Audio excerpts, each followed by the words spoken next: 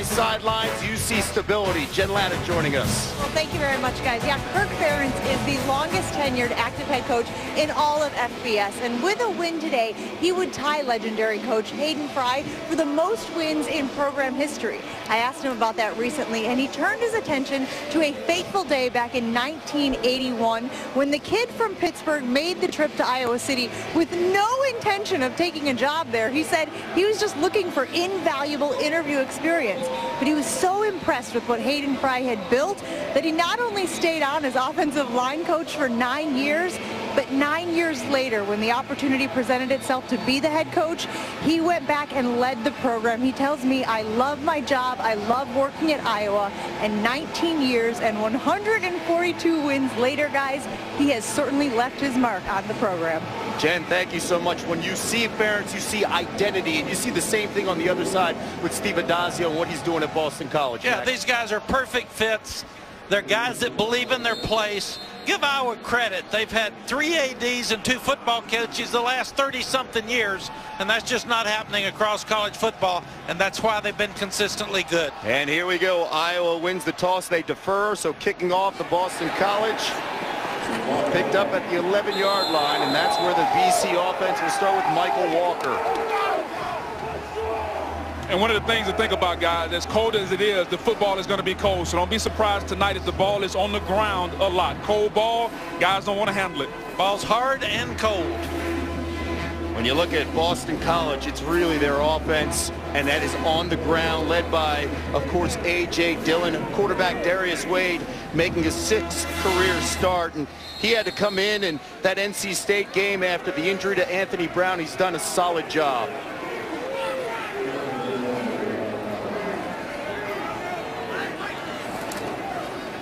No surprise, there's Dillon, the workhorse.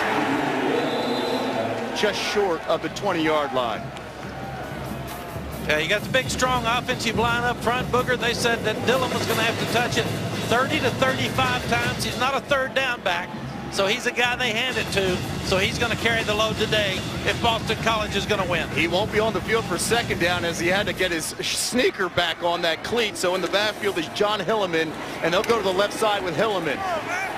He'll pick up just about a yard. Early on, you see a tendency breaker there. The strong side of the BC offensive line is the right side. A little prep, a little self-scouting. Let's say, you know what, let's run it the opposite way during bowl season. 2 runs to the left. Look for them right now to get the quarterback going. Maybe a little bootleg, maybe a little rollout. Get him comfortable throwing the football. Hilleman picked up the 1st down. He'll remain in the backfield. 3rd play, they'll go with the pass, rolling out. It. And it's off the fingertips, and it's picked off. Touchdown. Jake Gervais, the offense, taking it inside the 10-yard line for the Hawkeyes. Booger called the play. Little play action after 2 really good runs. He play action to his left. He's a left-hander. Just throws the ball too hard. Tight end hits it up in the air, and these linebackers and safeties are going to jump all over it at Iowa because they are ball hawks. No doubt, Iowa is one of the top teams in the country at picking off the football. This is what they do well. They understand how to capitalize on it. And for Wade, just had to be a little bit more accurate, throw the football with a little bit more touch. Yeah, they're 2nd in the NCAA in interceptions. Yes. Now that's the 20th interception for the year. Off the fingertips of Tommy Sweeney, and Gervais' 3rd interception of the season. And here comes the Hawkeyes, led by Nate Stanley. From the 6-yard line. On the ground, and it's the local kid, Akram Wadley. You see Stanley, 6'5", 212 pounds, the sophomore, 25 touchdowns. Doesn't make a lot of mistakes, just 6 picks on the season. Big physical kid, Kev. He can make all the throws. You'll see him throw the football. And anytime you have weather like this where it's cold, the wind is blowing, it's great to have a strong arm like Stanley. And he's not a runner, but he's really a good decision maker. So Iowa's 2nd and goal from the 6-yard line. Stanley in shotgun. To pass. The fade route. Just a little bit too much.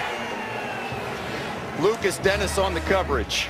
The fact that you're seeing them throw a fade from that close in on 2nd down shows you the respect that they have for that Boston College front seven. Those guys up front are taught by Paul Pasqualoni. He's one of the best in the business. They have great technique. They play with low pads. They've got some inexperience at linebacker, but that should be a factor today. Third down, Boog, I think they're going to have to throw it or run a draw or screen. Without a doubt. Look for the tight end here. Wadley in the backfield. Stanley across the middle. Just too much, too high. Intended for Matt Vandenberg. Great pressure by Zach Allen, too. That guy's a monster at defensive end. 6'5", 285, one of the better players in the country. He's been outstanding. Everyone came into this season talking about Harold Landry. Allen has been the best defensive lineman for BC all year. So Boston College, their defense, this would be considered a win if they can hold Iowa to a field goal. 24 yards out, Miguel Racinos, it's good. And Iowa gets on the board first. 2 minutes into this game, they lead the New Era Pinstripe Bowl 3-0. The dollar gets you more at Taco Bell, like the new $1 stacker.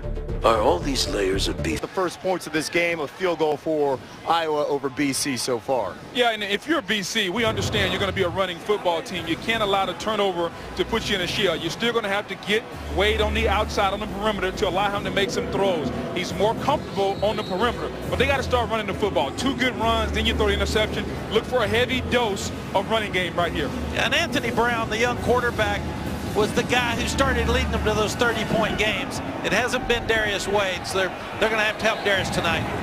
Walker on the return, going to the right side. Some daylight there, a little bit of real estate just inside the 30-yard line. Let's take a look at today's keys to the game, brought to you by Franklin American Mortgage. Mac, what stands out here? What are you looking for? Well, we said it, but it's the running game for both teams. It's going to be the team that runs the ball the best during the game and therefore stops the run, and special teams that both teams have struggled with, but especially with these weather conditions. And what do you think, Boog? And I think once you get past that, one of these quarterbacks, either Wade or Stanley, is going to have to make a play in the passing game to get their team a victory. It's Dillon back on the field. He'll get the carry left side. Booker, you brought it up on the last possession, going left side. A little bit of a surprise here? A little bit of a surprise, since the better side of their offensive line is to the right. I got to think at some point they're trying to break some tendencies. At some point, they're going to get back to their bread and butter. When you've got a month to prepare, you change a lot of different things in your game plan. They're going hurry up. So they go to the right side here with Dillon. And he hits a wall right at the line of scrimmage. And it's the Nelson guys, Matt Nelson and Anthony Nelson, 6'8" and 6'7" respectively. 2 power forwards playing defensive line for Iowa. They're big, they're tough, they're physical, they're hard to move. Matt Nelson wanted to go to Stanford. Stanford wanted him. They talked him into coming to Iowa. Iowa loves him now. Booger was the short run stopper. These guys are 6'7" and 6'8". So it's a 3rd and long for this BC offense. Less than ideal here as Wade will look to the sidelines in shotgun. Probably be screen or draw to help Wade. Has some time in the pocket across the middle, a little high, but that's a first down pickup to Kobe White. Good confidence of Scott Leffler in his quarterback. He stood tall. He waited till it opened over the middle. They cleared out those linebackers, and he throws it to White inside for a very good first down. That's how you throw the ball. That was zone coverage by Iowa. He sat back. He was confident. He read it. Great throw by Wade. Eagles with their first down at this contest. Wade shotgun once again. Across the middle. Looking for his tight end. Another first down. Finds Tommy Sweeney. This is a tight end dream game. If you're a high school tight end sitting at home, both of these teams love to throw to their tight ends. We mentioned old school. We see a lot of spread. We see a lot of passing with the wide receivers in the college and the NFL game, but this is all about the running backs and the tight ends. Boston College has to stay two-dimensional because Iowa's too good on defense for them to just be a running team. Oh, tripped up there is Thad Smith. Shows you how frozen this field is. It's very hard to stand up. Thad Smith is BC's jet sweep guy. Anytime they want to get outside, you're going to see number 18 touch the ball on that jet sweep, either going left or right. Let's pay attention to that. Folks, we're talking about 17-degree wind chill factor and a frozen field, so that will be a factor during this game. Smith, tough time making that turn. They'll go to the standard run here, left side. Once again on the ground, it's John Hilleman getting some early carries. The junior from Plainfield, New Jersey. Look at this Boston College roster, 24 kids from the New Jersey, New York area. Now you're putting Darius Wade in another 3rd down and 7, and that's not ideal for Boston College. Wade in shotgun once again. Very interesting. They're spreading the field, allowing Wade to survey it. Nobody in the backfield. Could be quarterback draw, could be screen. Has some time in the pocket, will run. The lefty going to the left side. A little stiff arm, but stopped short right there. Josie Jewell on the stop. Had a little underneath shallow route that they were trying to hit. And that's a smart thing with a quarterback. So you've got the tight end clearing out. You've got Kobe White coming across. But Jewell is all over it. And he forced Wade to run the ball. So Boston College on their 2nd possession. Forced the punt, Mike Knoll. Matt Vandenberg is deep. Punt. It's a fair catch by Vandenberg. Inside the 10-yard line, so here comes the Iowa offense for the 2nd time. Coming up after the break, they are up 3-0.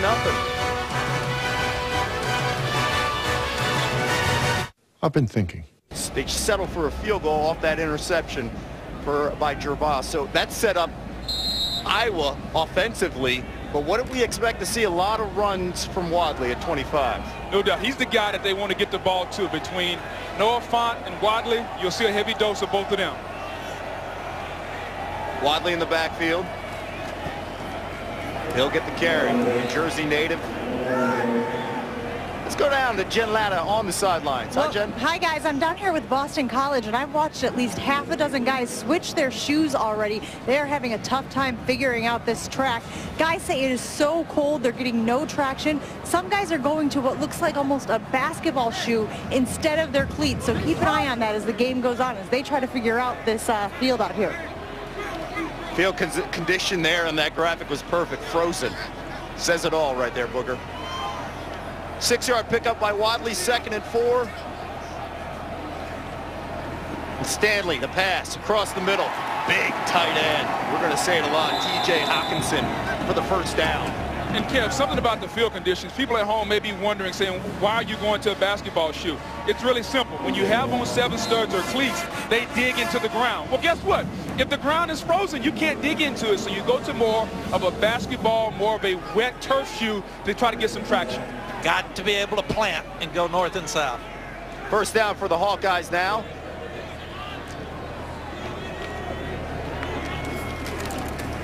Wadley with the carry going to the right side.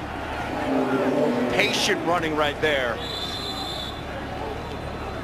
You know, Kevin, Iowa's been a running football team for a long time, and they have really struggled in the running game this year, probably because they lost 2 great tackles early in the year. They've got a suspended offensive lineman this week in Jackson, so they're very, very limited. But for them to win this ball game, they're going to have to establish the line of scrimmage. It's the left tackle, Alaric Jackson, violation of team rules, and started 12 games this season, so they had to shuffle their line in preparation for this game. 2nd and 7 for the Hawkeyes. Shotgun Stanley to bat it down. So man under coverage on 3rd down. And part of that's because these guys can't cut very well with the frozen field. So they're on 2nd down. So now they've got a 3rd down and long situation. And his teamwork, please. Pass knocked down to get Ray Smith. He's their best guy inside. On the game. Yeah. Both of these teams are well taught. If you can't get to the passer, get your hands up, bat the ball. Yeah. So a 3rd and 7 for Iowa with Wadley in the backfield. Man coverage again, 1 high, 1 free safety. Wadley with the carry. The SID from Iowa. I want what? You want Ferris? Just short of that first down. It depends on where the marker is. All right. They want winning. My fingers. I know. This early in the game, Coach, I don't think you go for this situation. You're on your own end. It's 4th and short. I know the crowd wants you to go for it, but I think two ball-control teams that want to play physical football, this is going to be a fourth-quarter game. I don't think you make this decision to go for it here. No, and you can have a quarterback slip on a quarterback sneak. You can have the snap be errant, or you can even mess up a fake punt here. So I agree, Booger. You got to lead. This is a field position game. Get the punt. That's why we see Colton Rastetler out there to punt. It's low. Gets an Iowa Hawkeye bounce, and then it goes back. So Boston College will get the ball from their own 38 as we are talking football in the Bronx.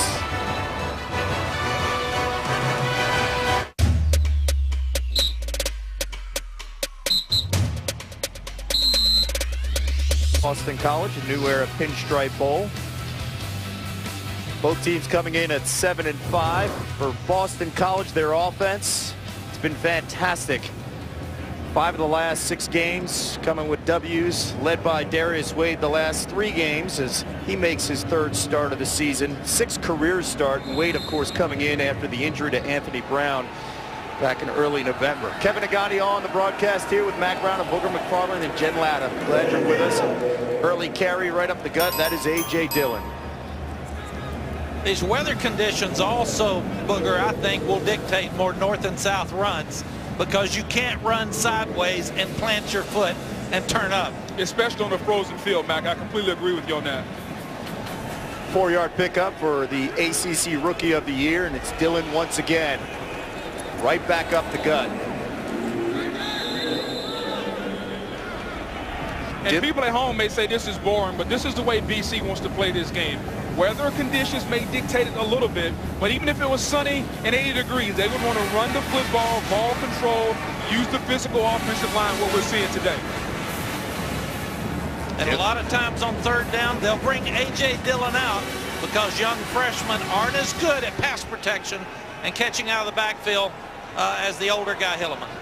So it's 3rd and short, 3rd and 3 that is, and you'll see the lefty Wade rolling out to the left side, and he'll pick up a 1st down with the connection. Charlie Callanan on the receiving end. Good job moving the pocket. They moved it to his left, where he's a left-hander. Easy throw to his tight end. You can tell he's much more comfortable when he's outside the pocket. He's like right at home throwing the football. And moving left. Yes. They've got to take care of their quarterback today. Dillon back in the backfield. Jeff Smith with the screen right side. He has some of that speed going to the right. Josh Jackson getting him out of bounds. Yeah, this is like a sweep. He's got Jeff Smith, the previous quarterback, who's maybe the fastest player on their team. Good job blocking downfield by the tight end Garrison. Easy 1st down. Easy 7-8 yards. And here's one of the things I always want to do. Anytime you have a great corner like Jackson, make him tackle. He just wants to cover. Make him tackle the football.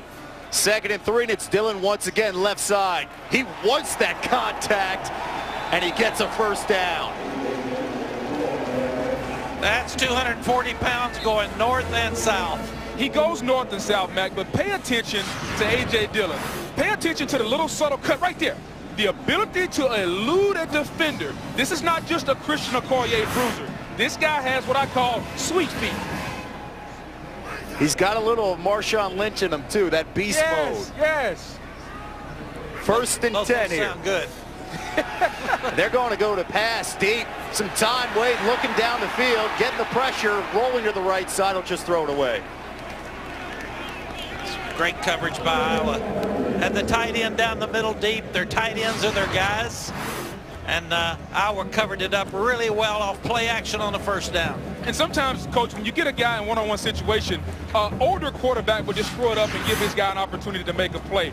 Wade a little hesitant to do that, I understand it. But at some point during the game, when you get one-on-one situations, throw it up and allow your guy to make a play. Last time we saw Wade, 248 yards against Syracuse in that 42-14 win. They'll go to the left side on the ground once again. You want to take your shot on 1st down, and especially in this weather, But when you do and miss, you're putting yourself in a tough spot with 2nd and 10. Now you're back to 3rd down and 8. Dillon coming in, averaging 183 yards per game in his last 6 games. As I mentioned, nearly 1,100 yards on the ground those final 6 games. 3rd and long for the Eagles. Wade back to pass. Just too high. Notice where he was, Kev. He was in the pocket where a conventional quarterback would stand. He's much more comfortable on the outside. He has a clean pocket. Guys wide open. He has to throw this ball in rhythm. The ball has to be going right now. You can't throw that ball a second late, and you can't throw it high. And that's a young freshman that they're really high on. C.J. Lewis, 6'5". He was a quarterback commit to Tennessee. They think he'll be a superstar in the future. Wade had him right open, good protection. You've got to make that play. Now they're going for 4th down. So 4th and 8. Boston College deciding to go for it. Empty backfield, in option route. Wade to the tight end. Muscling in for the 1st down. Tommy Sweeney will move the chains. Got your empty backfield. Gives him a chance to run the ball, but it's really good protection. Option route. Inside with Garrison, your tight ends on your linebackers. And both of these teams felt like they needed to put their tight ends and backs on their linebackers inside to be successful. 1st down now for Boston College. Dillon in the backfield. He'll get the carry left side. Matt Nelson on the stop.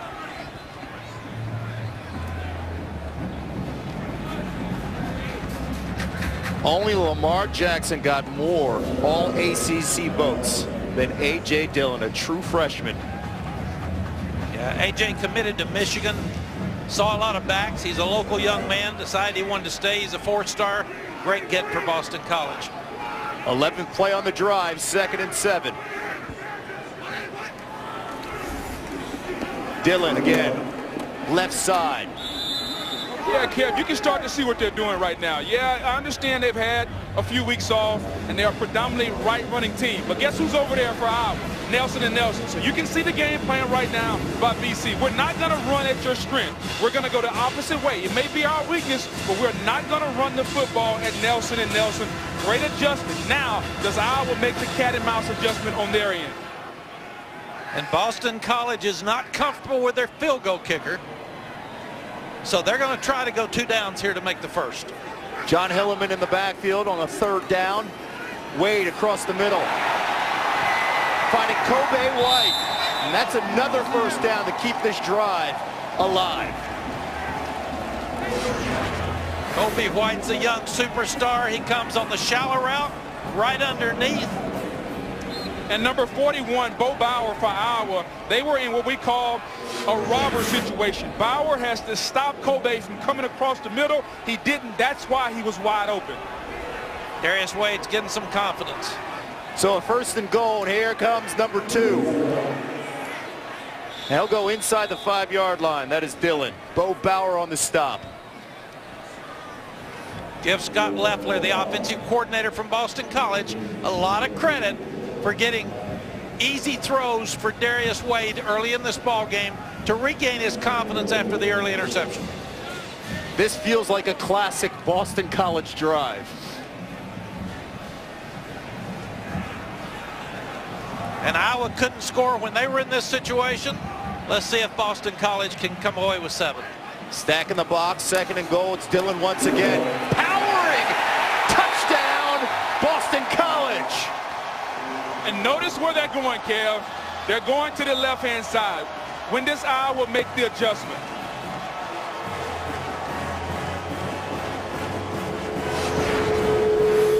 This is your power play. Got big guy in the backfield, big 75 at fullback. He comes and kicks out the defensive end.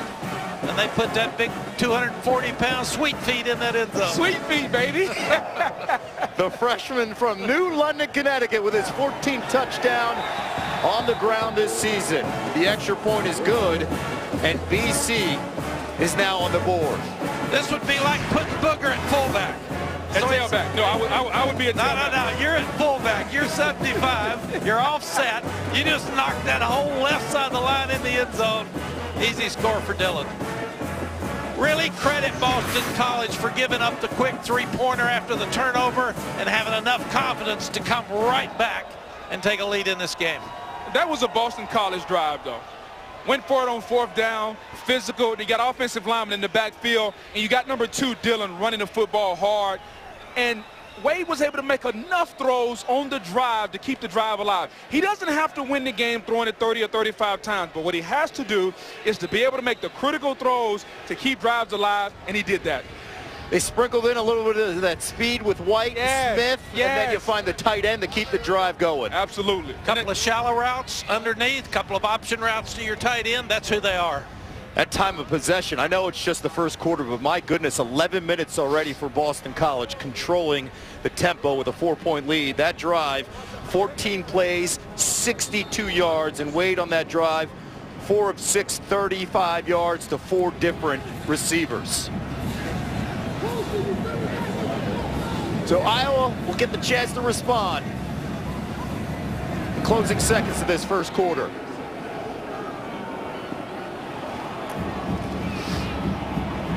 It's Akram Wadley, the running back, making a move to the left side.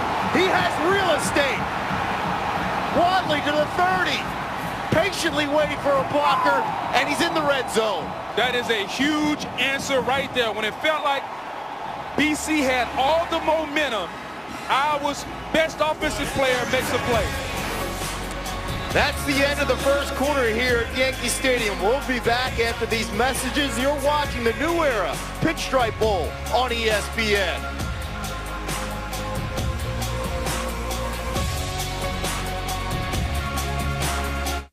Wisconsin. Eagles and the Iowa Hawkeyes, part of Capital One Bowl Mania here on ESPN. Right now it's BC up 7-3 as we begin the second quarter, but Iowa on a big kickoff return by Akram Wadley, just his 5th return of the season. The star running back going 72 yards and put the Hawkeyes in the red zone from the 16-yard line. Kevin Agandi here, Matt Brown, Booger McFarland, and Jen Latta on the call. Stanley, the handoff to Wadley. He'll pick up a couple yards. When you bring up Wadley, he doesn't have the size as Dillon on the other side, but you see the production from the senior. Great really vision. Good. Yeah, he's really good in open field, too. He's got the speed, and he's got the vision, as Booger said, and when he sees an opening, he's got the speed to take off. And I was running a lot of what we call inside zone, Kev, and so they're giving Wadley an opportunity to find the hole. There really is no defined hole. He uses his vision and finds where to run the football. Yeah, good patience as well. Yes. Homecoming from the kid from Newark.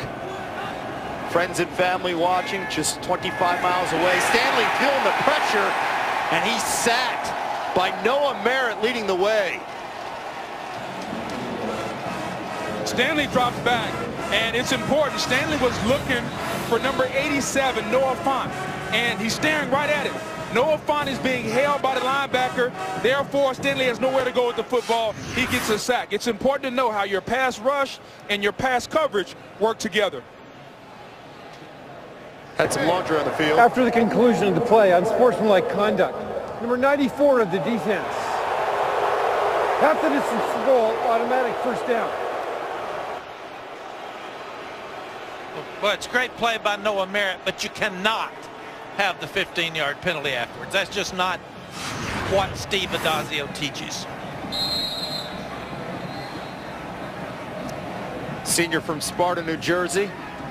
Excited with that 12-yard sack there. That's all he did? Yeah, I'm going to disagree right there. I agree. I didn't see enough there to warrant. It's a bowl game. These kids have earned the right to be here.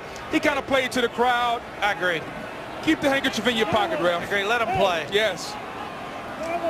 So Iowa now will have the football from the 12-yard line, and they'll go to the ground once again. Another big stop from that front line. No, that's a huge play in this ball game if Iowa ends up scoring.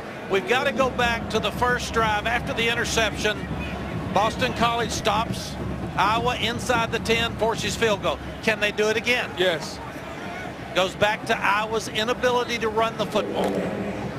They get 4 on that carry there from Wadley. 2nd and 6 for the Hawkeyes.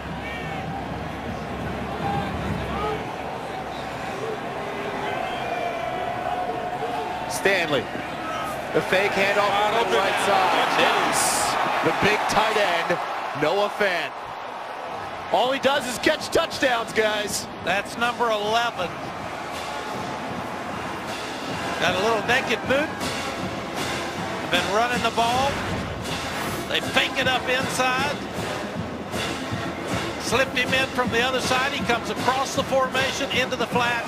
Easy touchdown. Little misdirection, coach. They've been running the ball really good with the inside zone. Now you send everybody, line everybody to the left. You slip Font out to the right. Linebackers are full wide open. Great call by Brent Fritz. We see a little trickeration here. Excuse me, offensive coordinator. No, that's just the way they line up on their extra points. Little swinging gate, Kev, just to see if you're honest. If BC did not adjust, they would run the 2-point play. Since BC adjusted, they line up conventionally, kick the field goal. And the extra point is good. And it is Iowa with their first touchdown at the ball game. Noah Fant, the Omaha, Nebraska native, with his 11th touchdown of the season.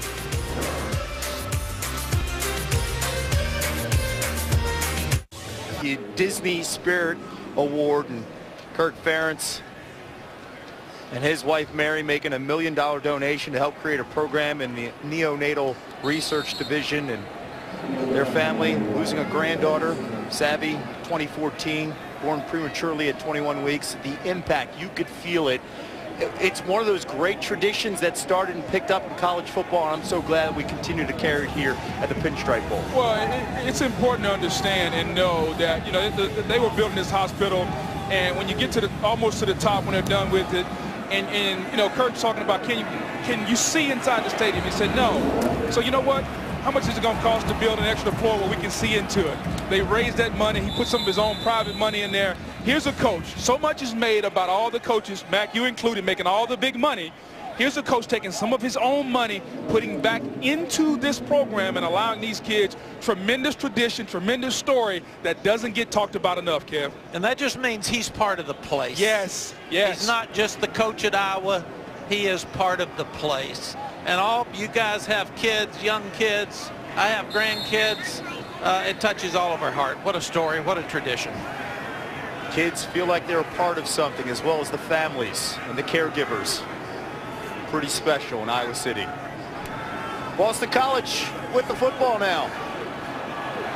It's Thad Smith to the left side. He brings that ability with the jet sweep going left. Jet sweep, little reverse. Anytime they want to get outside, because Dillon is not an outside running back. He wants to keep it between the tackles. So when they run the football outside, you fake inside to Dillon, you give it to Thad Smith. Now you're trying to hit your home run play on the edge.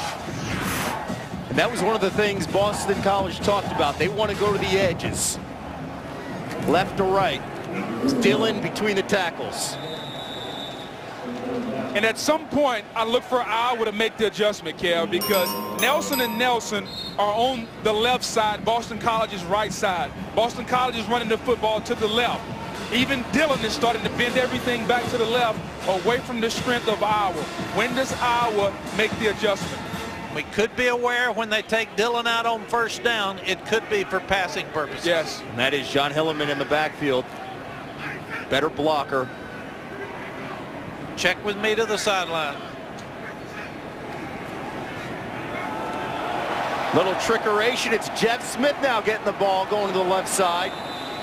Slips to the ground, and that frozen turf playing a role. Well, you can see that's the trouble with running sideways, because he gets out there. They've got him 5, 6, 8 yards probably. Jeff Smith's their fastest player on the reverse.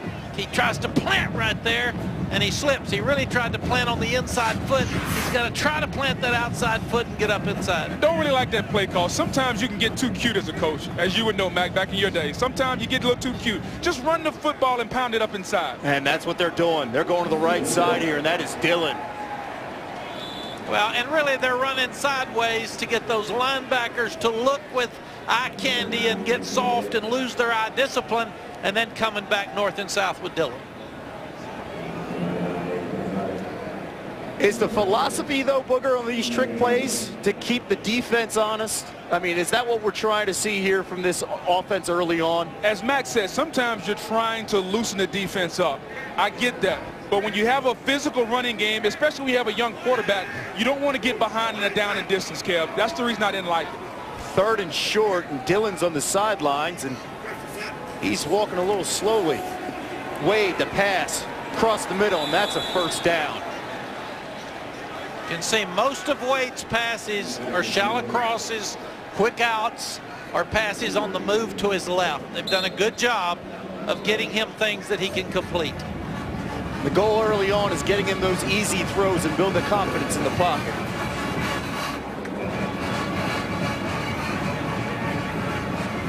Dillon back on the field. 1st and 10. Little hesitancy there. Looked like he slipped by the logo. He'll still pick up about 4 yards. Booger, I think what we're seeing is this field is getting colder and colder and more frozen. Yes. Even through this first quarter, so it's going to be a factor here. He starts to his left. He slips twice. It's like being on in an ice rink, and he really couldn't plant and go forward. So field conditions are really going to be a factor as this game continues.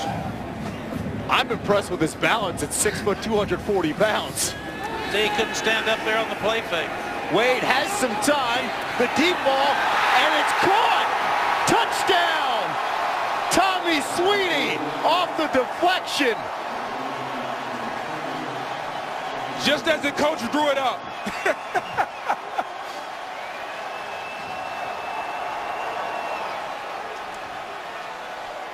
You know, Kel, this is what we mean. Sometimes you have to trust your young quarterback. Wade stands back there. Yes, he underthrows it a little bit, but because it's a one-on-one situation out there, now Sweeney was able to make a play with the tip ball. Well, and with game plan, it's the first time they've had Dillon in the game and thrown a pass. Yes. So they faked the off-tackle run on 1st down and then threw the ball deep. And you've got Amani Hooker, who has not played as late, tipping the ball, knocking away Amani. Good contact. Around the country, it's a bucket list. That is sightseeing during the holidays in New York City. Right now, the site is all smiles for Boston College. Tommy Sweeney, how about a career-long 39-yard touchdown catch? And the Eagles up right now at the moment. The New Era Pinstripe Bowl here at Yankee Stadium, 14-10 over Iowa. You know, Kev, it's important to understand what the weather is doing to this game right now. The weather is only going to deteriorate even more. So how do the offensive coordinators adjust? This game is going to become a game that's played in between the hash marks. And remember, this is a baseball stadium. Most football stadiums would have heated coils underneath the field, so the field would not freeze. This field is freezing. We're not used to playing baseball this time of year. Ball Mania rolls on tonight on ESPN with the final game of our triple header. 9 p.m. Eastern, 6 Pacific. All Big 12 rivals battling the Academy Sports and Outdoors Texas Bowl. Drew Lock, one of the most prolific passers in the FBS, leading Missouri against Texas in the NRC Stadium in Houston. Also streaming live on the ESPN app. That one will be a little warmer than ours. Yeah. It's indoors. We'll see a lot more passing in that game, too. Without a doubt. It's easier when it's not 15-degree wind chill. It's good to see Texas back in the bowl game also. Really good. It is. No, and this is an important game for Texas. Yeah. And Missouri's come on, won 5 out of their last 6. They finished really well. Should be a good game. And everyone talks about Sam Darnold, Rosen, Allen. If you're watching the game after hours, watch Drew Lock. He may be the most underrated guy in this draft from a quarterback standpoint. He can throw the football. He's big. Maybe the hottest quarterback other than Baker Mayfield in the country. Offside. Defense causing an offensive player to start. 5-yard penalty, 1st down. One more look at the penalty here. Very pro Boston College crowd here in the Bronx. Well, and when you have a penalty like that, Booger played in that front, everybody points. It's everybody's fault but theirs. Exactly. You always point. You're offsides, not me. So a 1st and 5 for the Iowa Hawkeye offense. Stanley to pass, feeling the pressure, and he's taken down.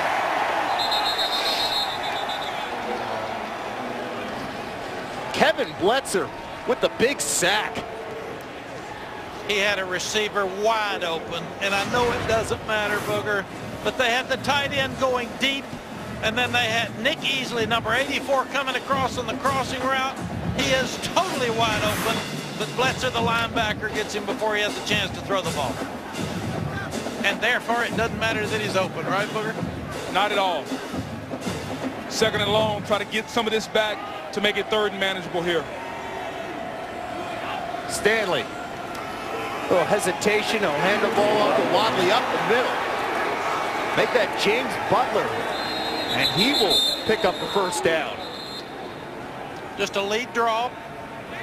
Sitting out of the backfield. Everybody's thinking pass on second long.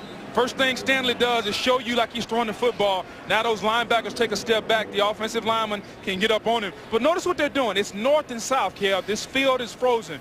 Your running backs look better when they're going north and south on a stable field. And we've talked about the running backs. It's also harder for the defensive linemen to plant and change direction and make tackles. We have a player down right now on the field. That is Bletzer, who had an early sack in this series. More after this.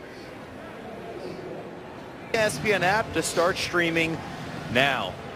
And there's Kevin Bletzer going to the locker room. The man made a couple plays ago. He had a nice sack. Some concern there when you look at the linebacking crew here and lack of depth here for Boston College. Yeah. Davon Jones, number 16, was a running back 3 weeks ago. Only had 14 days of practice, Booger. That's just not enough. Iowa going to the ground again. It is Butler. Just shy of that first down marker, pickup of about 8.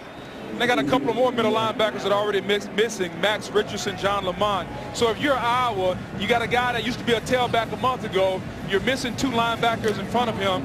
It might behoove you to attack Boston College up the middle, along with the field conditions. Everything is saying run the football up the middle, which is what they're starting to do. Different type plays, inside zone lead draws.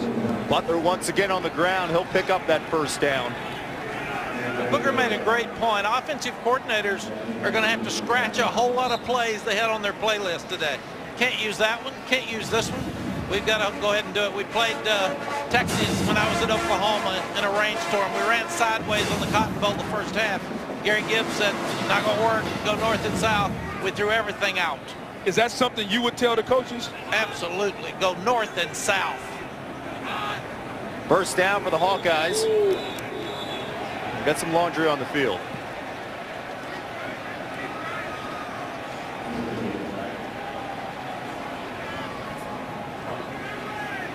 Ball start. Number 84 of the offense. 5-yard penalty. Second down. It's on Nick Easley here, and that puts this Iowa Hawkeyes offense in a bind early in this first down.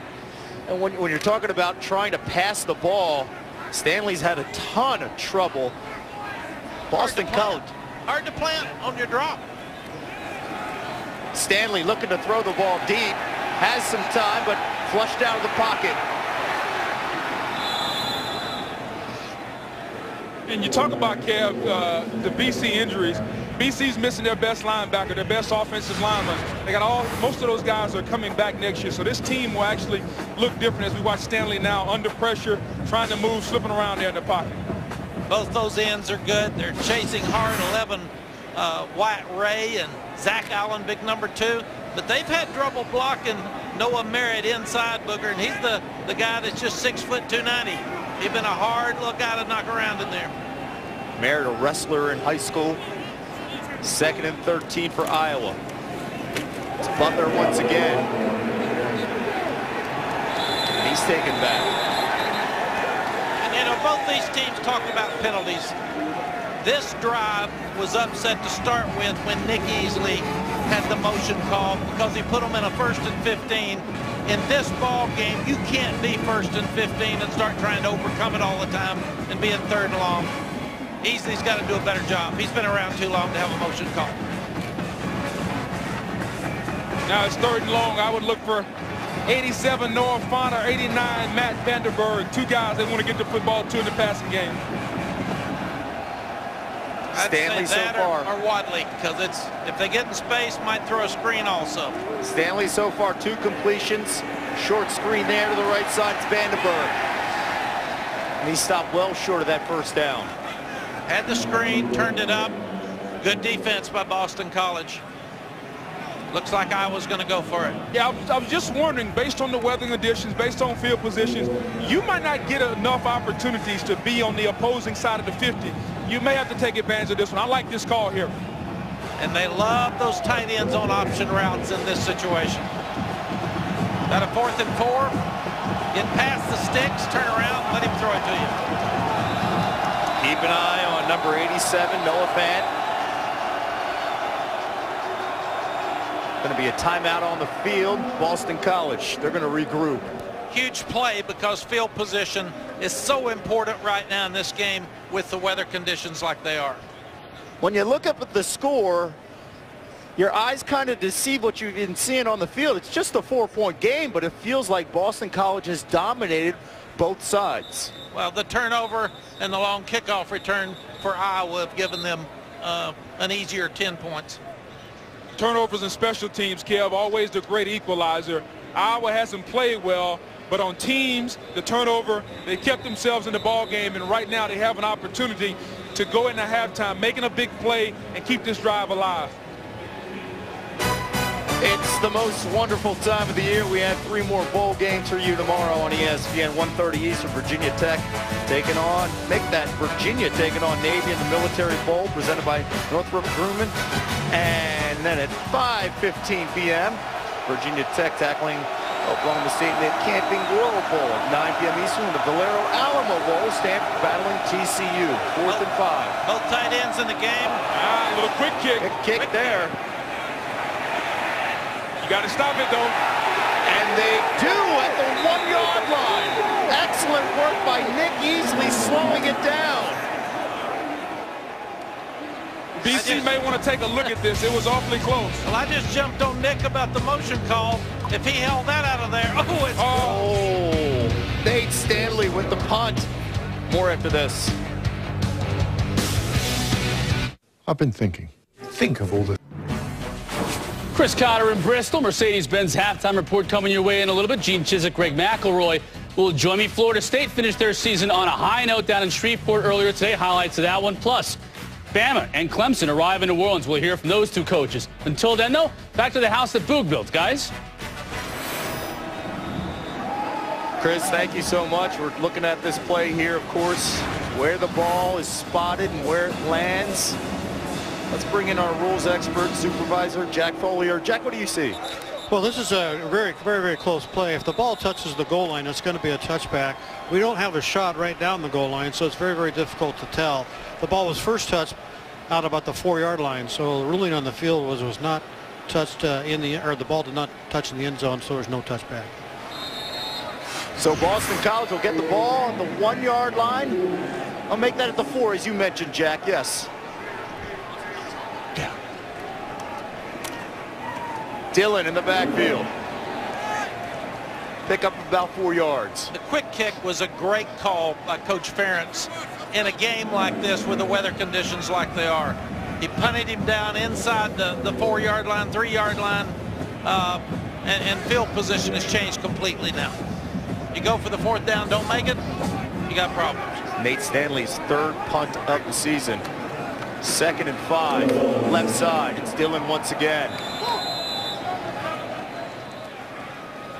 Just shy of that 1st down marker.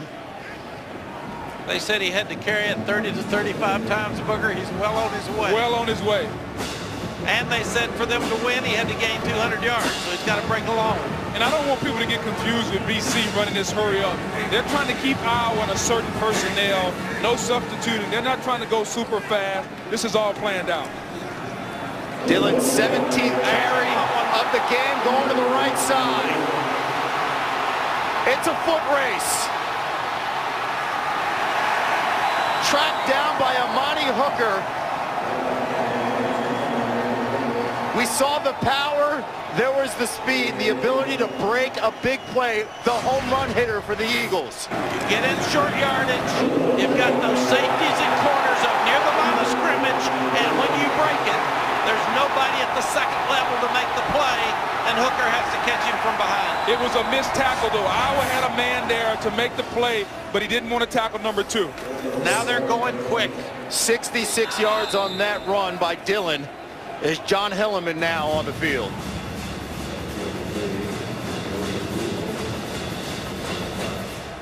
Let's go to the sideline, Jen. Well, hey there, guys. You saw Tommy Sweeney find the end zone earlier. He told us that Dillon is like an eraser for this offense. He fixes all of our mistakes.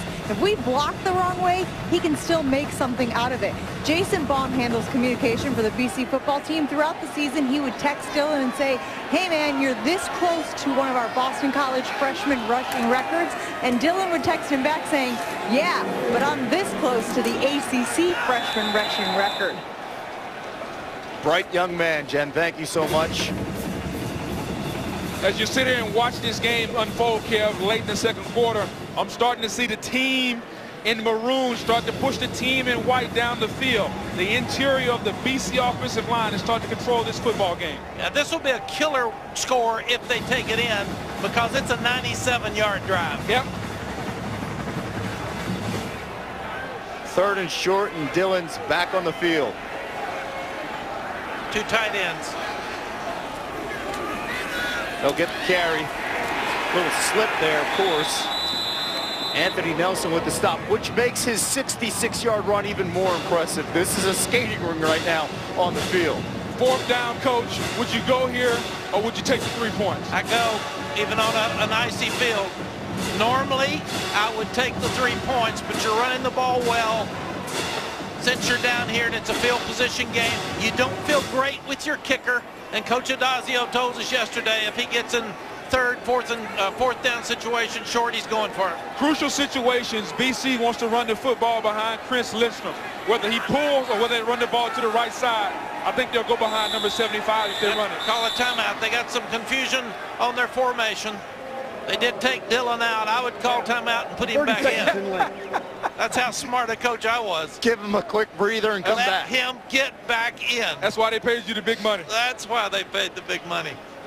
Friday night on ESPN, it's the Goodyear Cotton Bowl Classic from AT&T Stadium in Arlington as Sam Darnold, the number 8 USC, squaring off against JT Barrett and number 5 Ohio State. This should be a really good matchup. 8:30 p.m. Eastern, Friday night on ESPN and the ESPN app. Look at those matchups, and JT Barrett, fine season. Sam Darnold as well, but Barrett doesn't want to see anything in black and gold, considering the nightmare that they had to experience. They're going to go for the field goal opportunity here. That's a lot of discussion between some assistants and the head coach. Coach, it's slippery. We just didn't make a 3rd and 1. Let's kick it. 30-yarder for Colton Lichtenberg. It's good. Those assistants that talk Coach Adazio into it are really happy that it's good. Well, one of the things it does, it keeps the momentum going. You're on a 90-plus yard drive. After the quick kick from Iowa, now you kick points on the board. Now your team continues the momentum. I like the call, boy, but you sure would be tempted to give it to Dillon. Boston College now up 17-10. All-State is proud to be part of the team that comes together to do good by contributing to participating universities' general scholarship funds for each field goal and extra point kick. To date, All-State has contributed millions in scholarship funds. Kevin, now this kicking game is really, really important. 1:29 left. You've already given Wadley a chance to have a long return and set up a touchdown. You can't give them points before the half. Disappointing thing for Iowa there, Booger, is you quick kick because you believe in your defense. And the defense allowed them to go the length of the field and get points. And it's just missed tackles. They had a free hitter in the hole, but what we talked about with Dillon, he's not just a big physical back. He has the ability to make you miss. He made the Iowa safety miss. 66 yards later, now they're in field goal position, and it's 17-10 BC. Well, and it's harder to tackle on a frozen field. It's harder to plant your feet. There's the kick. It's Wadley going the right side. His 3rd return of this game. Let's take a look at the hot topics around college football, brought to you by Outback Steakhouse. Rose Bowl game presented by Northwestern Mutual. Of course, the Heisman winner, Baker Mayfield, first former walk-on to win the Heisman, facing a very tough Georgia defense, seeking their first national championship since 1980. And then, of course, the All-State Sugar Bowl. It is Clemson, Alabama, Part 3. But Part 3 will be different than Part 1 and 2, because in Part 1 and 2, Alabama was the favorite. I think Clemson is the favorite now. How does Alabama feel disrespected coming into that game? You shouldn't have been in. It shouldn't have been Ohio State. To me, the trilogy, Game 3, is different. Well, the other thing that's different, there's no Deshaun Watson, because he was a huge factor without a doubt. Game 1 and 2. Kelly Bryant ain't bad, though, Mac. Kelly Bryant ain't bad. And that Clemson defense, that front line, that is a big storyline. Usually we talk about Alabama's defense, but it's that Clemson front. You watch that front four, I smile every time because I see 4 pictures of me up front. Four guys that are going to be drafted in the first 2 rounds, Kev. They're big, they're athletic. Lawrence might be the best, and he's the least talked about. You know, Kevin, we always wanted players that could feel better about themselves than they should. Yeah. Booger's not shy about that confidence level. And did you notice, though, Mac, for the first time, he didn't bring up speed when describing himself? I know, but he would have. I was saving that for the second half. He just ran out of time. 2nd and 3, and Stanley feeling the pressure. And Zach Allen, Wyatt Ray, those guys applying that pressure. Zach Allen's a huge baseball fan. He just knocked one out of the park at Yankee Stadium. Watch him here. He comes inside. He power rushes. And that's also a new tackle, because Paulson was a guy that replaced the right tackle who had to move to left tackle. This guy's really a good football player. When you hear BC over the last couple of seasons, all we thought about was Harold Landry. Allen may be the best guy, Kev. Allen didn't get all the sacks that Landry did last year as he led the country in sacks with 16 and a half.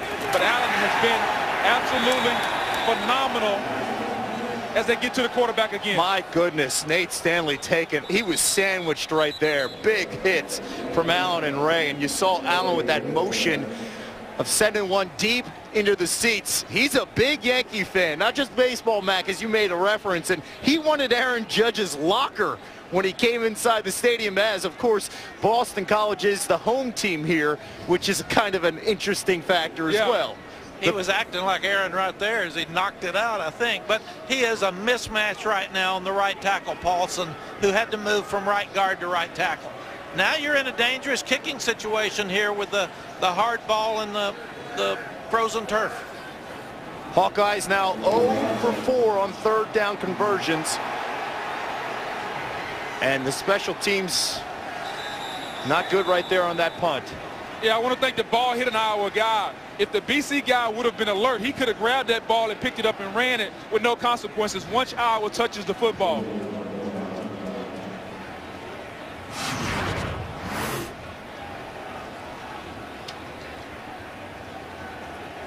Once that ball hits the Iowa guy at that point, even if BC scoops it up and then they fumble, they're still going to get the football back. The ball was placed at the spot of first touching by Iowa. First down. It's a good point, Booger. And now you've got Boston College at the 42 with 1 timeout, 24 seconds. So they've got a chance to make a play or 2 here. And it went off the long snapper, Tyler Kluver. How often do you see that? The long snapper getting hit with the football off the punt. You know, usually the long snapper, when they snap it, they're one of the first ones. They get free releases, one of the first ones down the field, as Wade makes a pretty accurate throw there. Tommy Sweeney, the tight end. 17 seconds left on this first half here at the New Era Pinstripe Bowl at Yankee Stadium in Boston College. Yeah, the 4 tight ends this game are as good as anybody in the country in the receiving game. The Eagles have scored on their last 3 possessions. Can they close out this first half? Got Hillman in the game at running back because he's the older guy for blocking and receiving.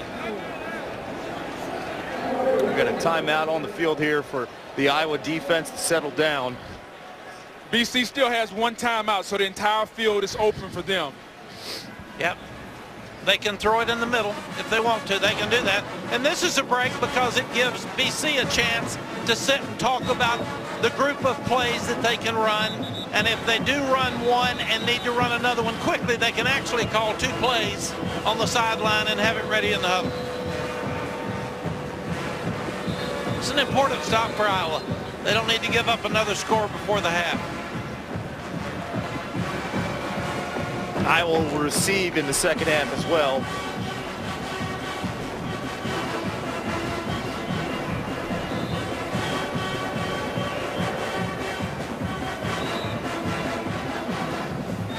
I think you take a 20-minute halftime and let this field freeze even more. This field conditions could be a much bigger factor even the second half. How about the confidence you're seeing from Darius Wade so far as this game has progressed? Done a good job. That was a concern coming into the game, and so far he's had better protection, done a better job than the other side. Wade looking to pass left side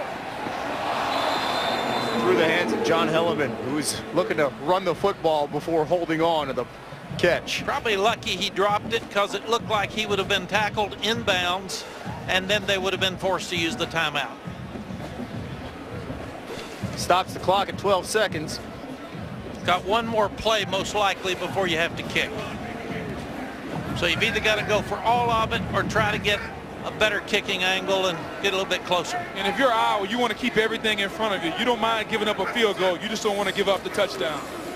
The kicker, Lichtenberg, needs about 5 yards. They'll get much more than that. Completion to Jeff Smith out of bounds with 6 seconds left on the clock, and they're now in the red zone. Now you got to kick your field goal. I was about to say, almost have to kick right here. Yeah, 8 seconds is about all the time that you can have to get a play off and still kick the field goal.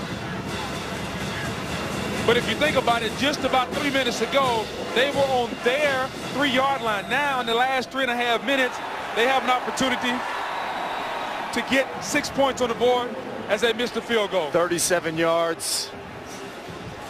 That wasn't pretty as it stops the clock with 2 seconds. He was making 42-yard field goals in pregame.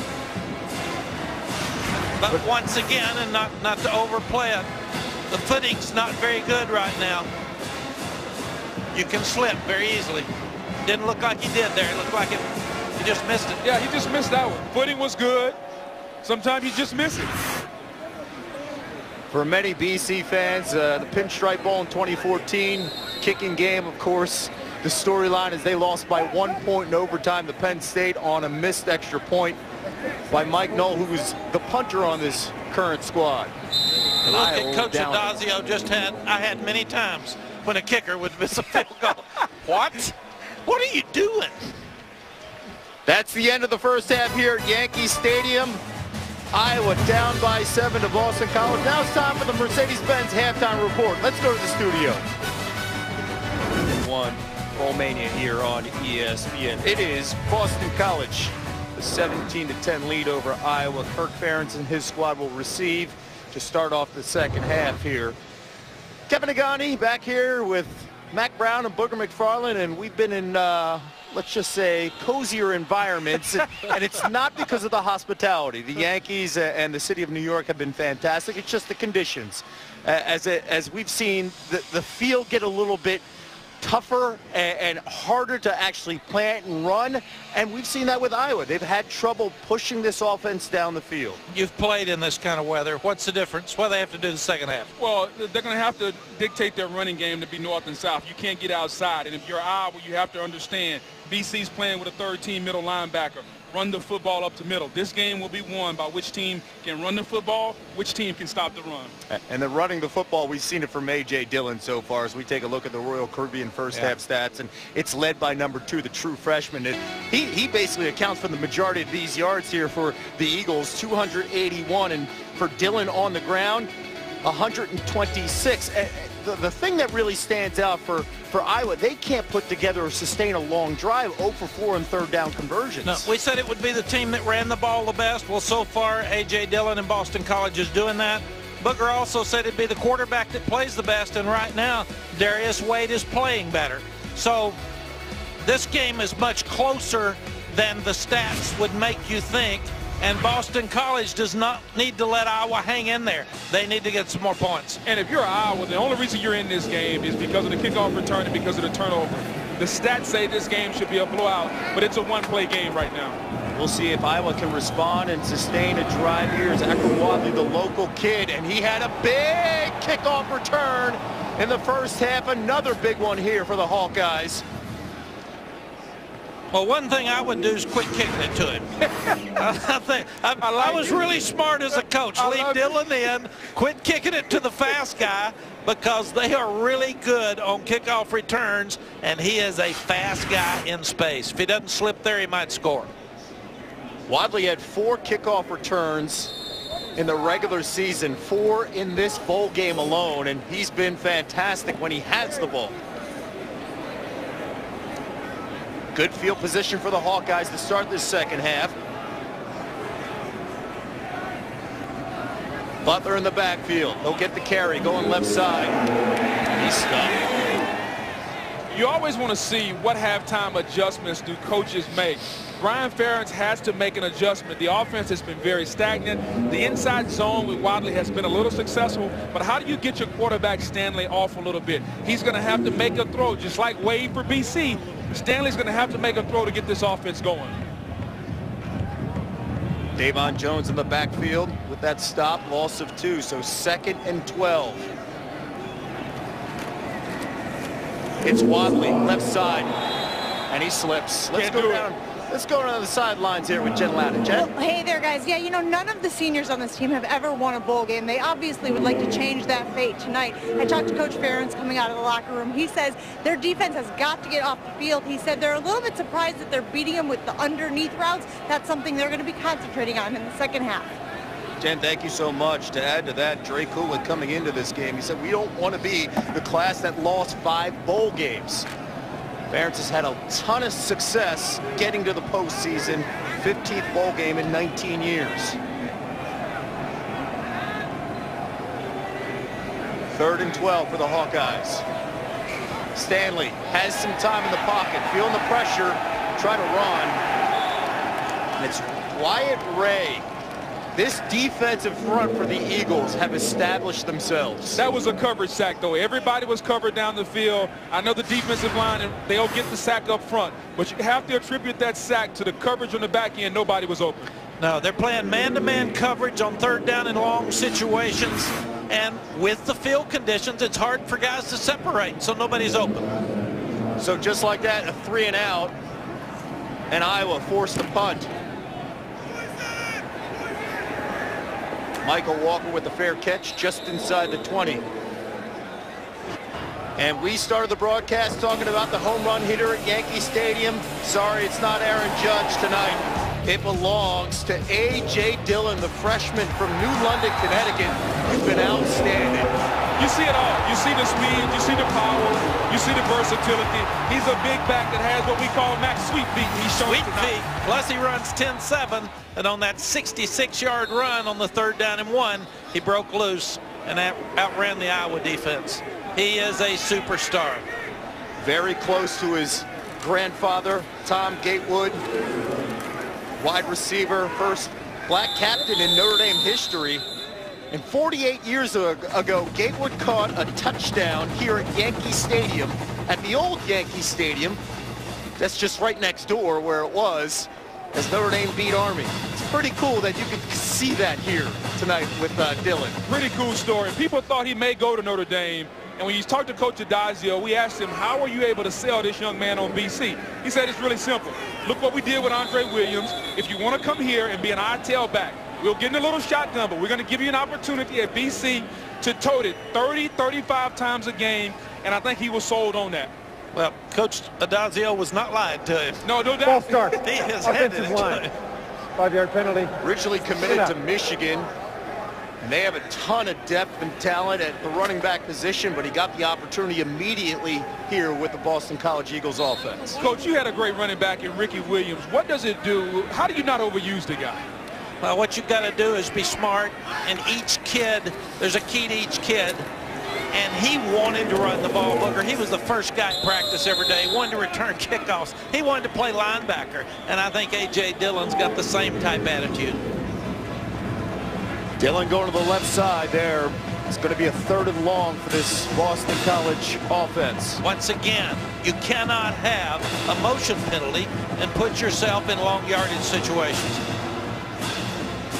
Now with Boston College substituting, the official stays over the ball until Iowa can match. Now they're playing man under coverage. Wade. Short pass to Hilliman. Hilliman had a couple blockers. He'll pick up just about 4. A great play by Parker Hess as he was in man coverage and he followed Hilliman out and made the tackle very quickly and short of the 1st down. That was a big stop for this Iowa defense, considering what we saw from Boston College in that second quarter. A big momentum stop. Well, you heard Coach Ferentz talking to Jen at halftime. Got to stop the crossing routes. We got to get more out of our defense. And if he's going to win this game tonight, the defense is going to have to do it.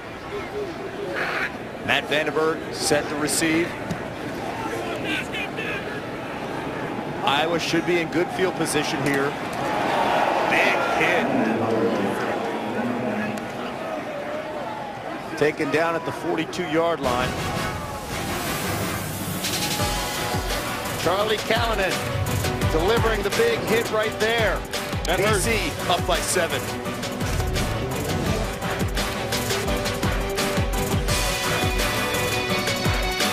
College with a 17-10 lead as the Eagles will come back with their defense. They've been fantastic in this first half and the early parts of the second half. We'll see if they can contain this Hawkeyes offense led by Nate Stanley. Akram Wadley going to the left side. He's been one of the positives here for the Hawkeyes. He has, but he's not going to be able to do it by himself, Gail. They're going to have to throw the football at some point on first down. BC is doing a great job of stacking the line of scrimmage and stopping the run. Nate Stanley is going to have to make a play in this game. And we've got to remember that the Iowa defense is really, the Iowa offensive line is really thin. Yes. They're down 3 really good football players. 3 guys out because of injuries or violating team rules. Wadley the carry again. This is what they know. Run the football, and just shy of that first down. Depends on where they mark it. He may have gotten the first down. You know, Booger talked about halftime adjustments. Obviously, the Iowa coaches got on their team, and they've come out with a different attitude to start the second half. They're running the ball better, and their defense got off the field much quicker. Would love to see some first down play action here, Coach. It is a first down now for the Hawkeyes. And when you say play action, Booger, you're looking for the tight ends? Anyone besides Wadley. And Wadley will get the carry. I think what we're seeing is that they're attacking that young middle linebacker, Davon Jones, because he's inexperienced. And one thing a running back isn't used to doing is taking on the isolation play. Yep. And we're seeing power at him. We're seeing isolation at him. And that seems to be something that the offensive staff talked about at halftime. Could you imagine that? Just a month ago, he was playing tailback. Yeah, now he's playing middle linebacker. 14 days. Yes. 5'10", 220-pound sophomore from Worcester. Jones, in his last game, had 8 tackles against Syracuse. 2nd and 7. Play action with Stanley to the tight end, but he's immediately hit. It's a little play action. I've always liked watching Will Harris play. He's a safety. He doesn't bite on the play. He stays in the flat. He's a very strong tackler. Very good play by Will Harris. 6'2", 210 pounds. You look at his body, he could play linebacker in this scheme. Tremendous job by Wyatt Ray, though. He held his position on the end, forced Stanley to throw the ball before he wanted to. So 3rd and 7. Maybe 4 down territory. Stanley, little pump across the middle, has somebody open. Beautiful pass and catch. Man-free coverage, giving your guy an opportunity to make a play, Kev. That's a tight window to Nick Easley, who holds on. Better protection by the offensive line, but a perfect throw. Had to be perfect, and it was, over Torres' head, and Torres comes in on 3rd down as the nickelback. 32-yard completion, and here comes Iowa. Heavy dose of Wadley coming now. Wadley finds a seam, pick up about 8 yards.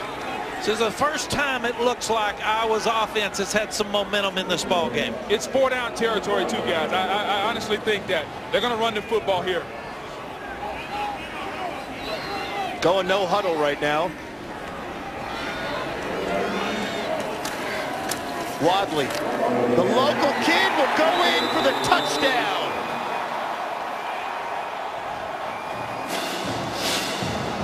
A homecoming from Akram Wadley. Grew up about 25 miles from Yankee Stadium in Newark, New Jersey. Plenty of family and friends in attendance.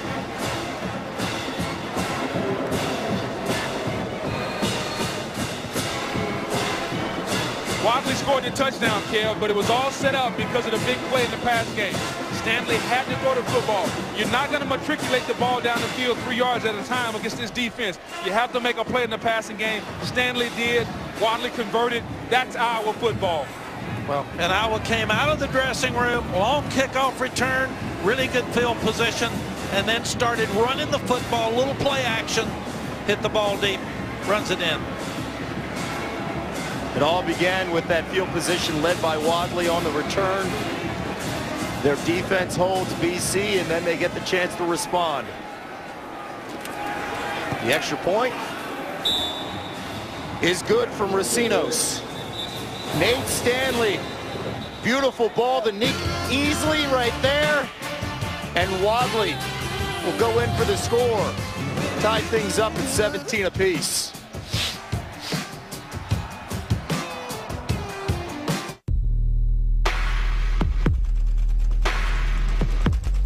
The whole game. We don't have to worry about any type of pass rush. How proud of you are of Coach Steve Adazio, what he's done coming into this program. It's a physical football team, and I know as an offensive lineman, you got to like that. Oh, absolutely. I mean, if you look at BC last year, I don't think we won a game in the ACC last year. You come in this year, you know, we went 7 games. Yeah. You know, that's a huge step forward for this program. It's all about energy for the BC program moving forward.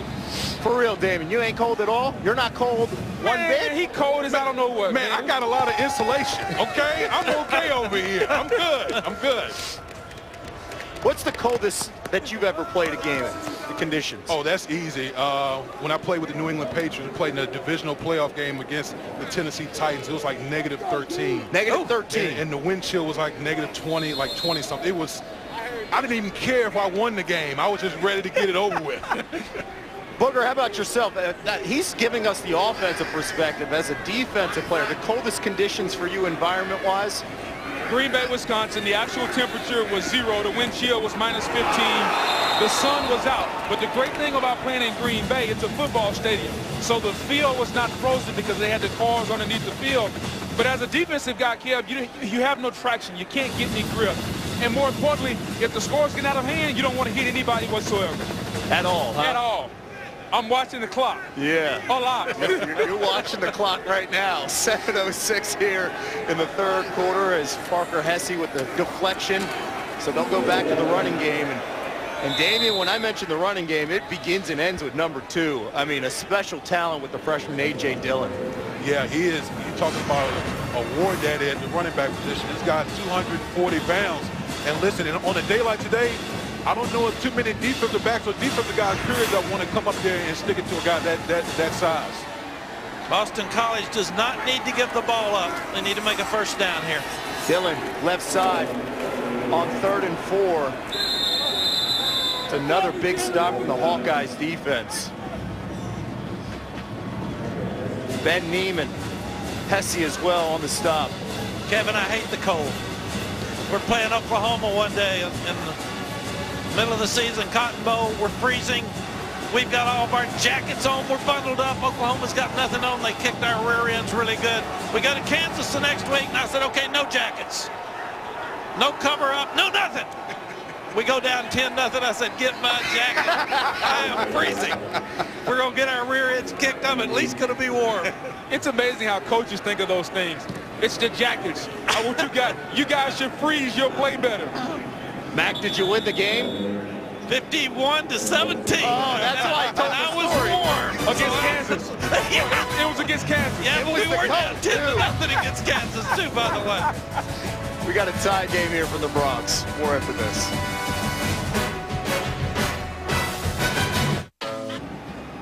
Saturday on ESPN, Bowl Mania continues with a pair of games. 4 p.m. Eastern, it's the PlayStation Fiesta Bowl. Number 11, Washington taking on Saquon Barkley. And number 9, Penn State. Then at 8 p.m., Number 6 Wisconsin battling number 10 Miami in the Capital One Orange Bowl. Home game for the Canes at Hard Rock Stadium. Turnover chain, yeah. We'll see if it's popping in that one. That's Saturday. Both games available on the ESPN app. I thought Miami pawned the turnover chain after the ACC title game. We'll see if they can bring it out defensively. Right now, though, on the offensive side, it's been Akram Wadley who's been leading the way for the Hawkeyes in this second half. It'll be interesting with Wisconsin, who doesn't turn it over, against Miami, who forces turnovers. That'll be fun to watch. Well, and if you're Wisconsin, are you going to be able to pound the football against Miami? Because we know with Taylor, one of the best running backs in the country, they're going to want to pound the football downhill. Do the fast, athletic guys of Miami want to stand against that physical Big Ten presence? We're seeing that physical Big Ten presence from Iowa early in this second half, but Noah Merritt. And you can, when you look at BC, they're built like a Big Ten team. I mean, this identity of this team is the lines and let's run. Yeah, both teams are built the same. They want to have big physical offensive lines, defensive lines, linebackers. They can develop running backs, and they want to pound you and be physical. They want the 2- and 3-star guys, and they'll develop them into great football players. Huge play right here if Boston College is going to stop momentum. Third down. It's Stanley rolling to his right side. Has time. Great coverage on the back end by the Eagles. You know, I thought Stanley could have gotten the ball to his tight end early. He had him open, and he's got to pull the trigger fast. Good call right there, Mac. He had Noah Fount in the flat. Right now, he has to throw that football right now. He's there in the flat. He allowed him to run too far. Stanley has to pull the trigger. It's a really good stop by Boston College. Now they've got to turn the momentum on offense because they haven't had much success in the second half offensively. Couple of 3-and-outs for that BC offense that we've seen. Ty Schwab applying the pressure for the defense. Going to be a fair catch here. Michael Walker.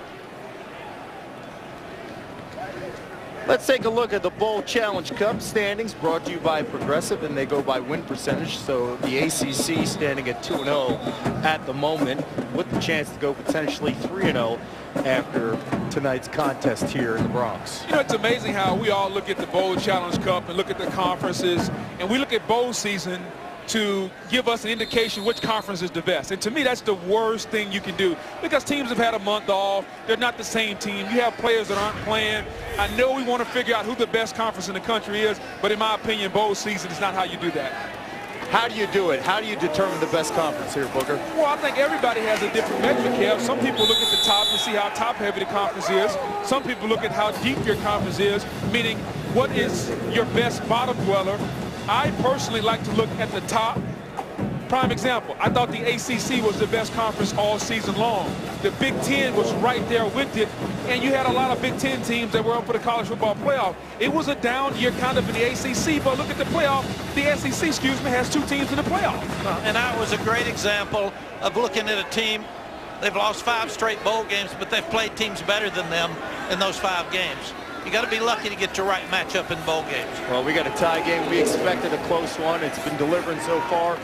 We also have been expecting the running game, and we see that from A.J. Dillon and the Eagles. See, people that would jump on Iowa and say, well, you can't win a bowl game. Look who they've played. Oklahoma, number 14, 15 LSU, Tennessee, number 6 Stanford, number 17 Florida. All of them in the South, all of them had better players than they did. So give Iowa credit for getting there, but sometimes you can draw the wrong teams in bowl games. Another big third down for both sides here. Last time Iowa won a bowl game, 2010 Insight Bowl against Missouri. Be good to give Wade a little run pass option, get him out of the pocket here. Third down, Wade, left side of the tight end. It's Tommy Sweeney.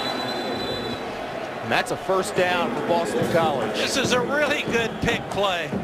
Excuse me, Booger. No, it was a pick. It was a pick. It can't be called a pick if you're an offensive coach. It was a pick. You've got White, your wide receiver, going inside and picking off the linebacker with his route.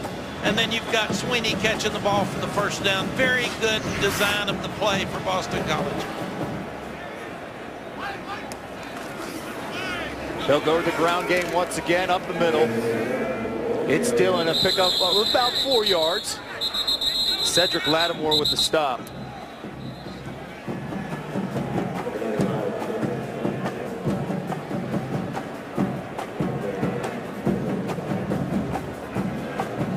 Dillon's going to take a breather here as they'll go to Travis Levy. Boston College has got to get a play to get the ball on the other end of the field. They're losing the field position game the second half. Much like Iowa did with Stanley with the long ball down the middle. That's right. Wade made a couple of passes in the first half. Can he do it now in the second half? Somebody got to make a play. 2nd and 6. Wade, quick strike. Kobe White can't hold on. It's a good throw. It's an inside slant. Ball's thrown perfectly. He just drops the ball. Got freshman Hankins on him. Good play by Hankins to come up and rip it out. That should have been a first down. A little behind him. You got to catch that ball, receiver. Hankins, a true freshman from Louisville, Texas. Yeah, he's going to be a good player. 3rd and long. If I'm Iowa, I may heat Wade up a little bit. He looks to be getting very comfortable in the pocket. Iowa doesn't like to blitz, but I may heat him up a little bit here, Kev. They've got tight splits out here. Wade has time. Another pick right. That little screen, it's going to pick up just a couple yards. It's Josie Jewell with the stop. So Iowa's defense has been fantastic so far in this second half. Yeah, they cut the splits to the top of the field. Both receivers come inside. They're trying to pick Josie Jewell. That guy been around a long time. He's seen a lot of pick routes, so he slips over the top, covers up the back perfectly. What a play by Jewell. Came into the game with over 420 tackles in his career. Production-wise, you can compare him to another great linebacker that I'm sure BC fans are aware of, Luke Kuechly, when you look at the production style. Off the bounce. Vandenberg hit hard. BC special teams, they bring it. And it's once again Charlie Callanan. We saw him deliver a hit earlier in this game on special teams. New Year's Day, ESPN presents the college football playoff semifinals, 5 p.m. Eastern. Number 2, Oklahoma. Number 3, Georgia, kicking things off in Pasadena at the Rose Bowl game presented by Northwestern Mutual.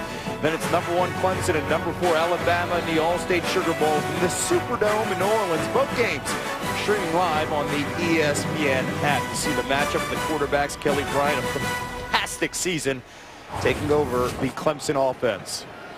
We said this would be an even game between two very similar teams, and that's exactly what we're seeing. They'll go to the ground. James Butler. And just to give you an idea, this is nothing new for the new era Pinstripe Bowl. The last 3 Pinstripe Bowl games have come down to a combined 11 points, including Boston College losing by 1 in overtime to Penn State in 2014. You kind of get the feel this game is going back and forth, field position. A turnover might determine this game as we get into the 4th quarter. Both teams have settled in. They've made the adjustments, and now it's going to be a fist fight down to the end. Probably a turnover, kicking game mistake, but it's going to be something out of the normal for these two teams. I doubt both programs run their own turnover chain. It's Stanley going deep. Coverage all over. We're going to see a flag.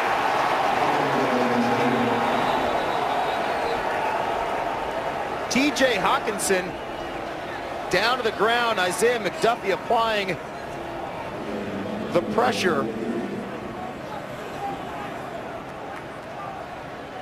Iowa's taking advantage of these young linebackers. They had a wheel route. They throw it up over the top. The ball is underthrown, but really good play by Hawkinson, looking back for the ball and forcing the interference against a freshman linebacker. 15-yard penalty. Automatic first down. And he was in good coverage, but what happens is, Kev, anytime you have an underthrown ball, the defender is not aware. The offensive guy, he is aware. He turns around, looks back for the ball, and now the defender runs into him. It's usually an easy pass interference call for the ref. You don't turn your head, you're going to see the flag. Well, and the defensive guy has to turn back when the offensive guy turns. McDuffie's a freshman. They think this guy was a Syracuse commit. They think he's going to be a super player, but he's a young freshman that's in there for the injured Belcher. McDuffie out of Buffalo. 6'2", 200-pound freshman. So a first down for Iowa. Left side, it's Butler.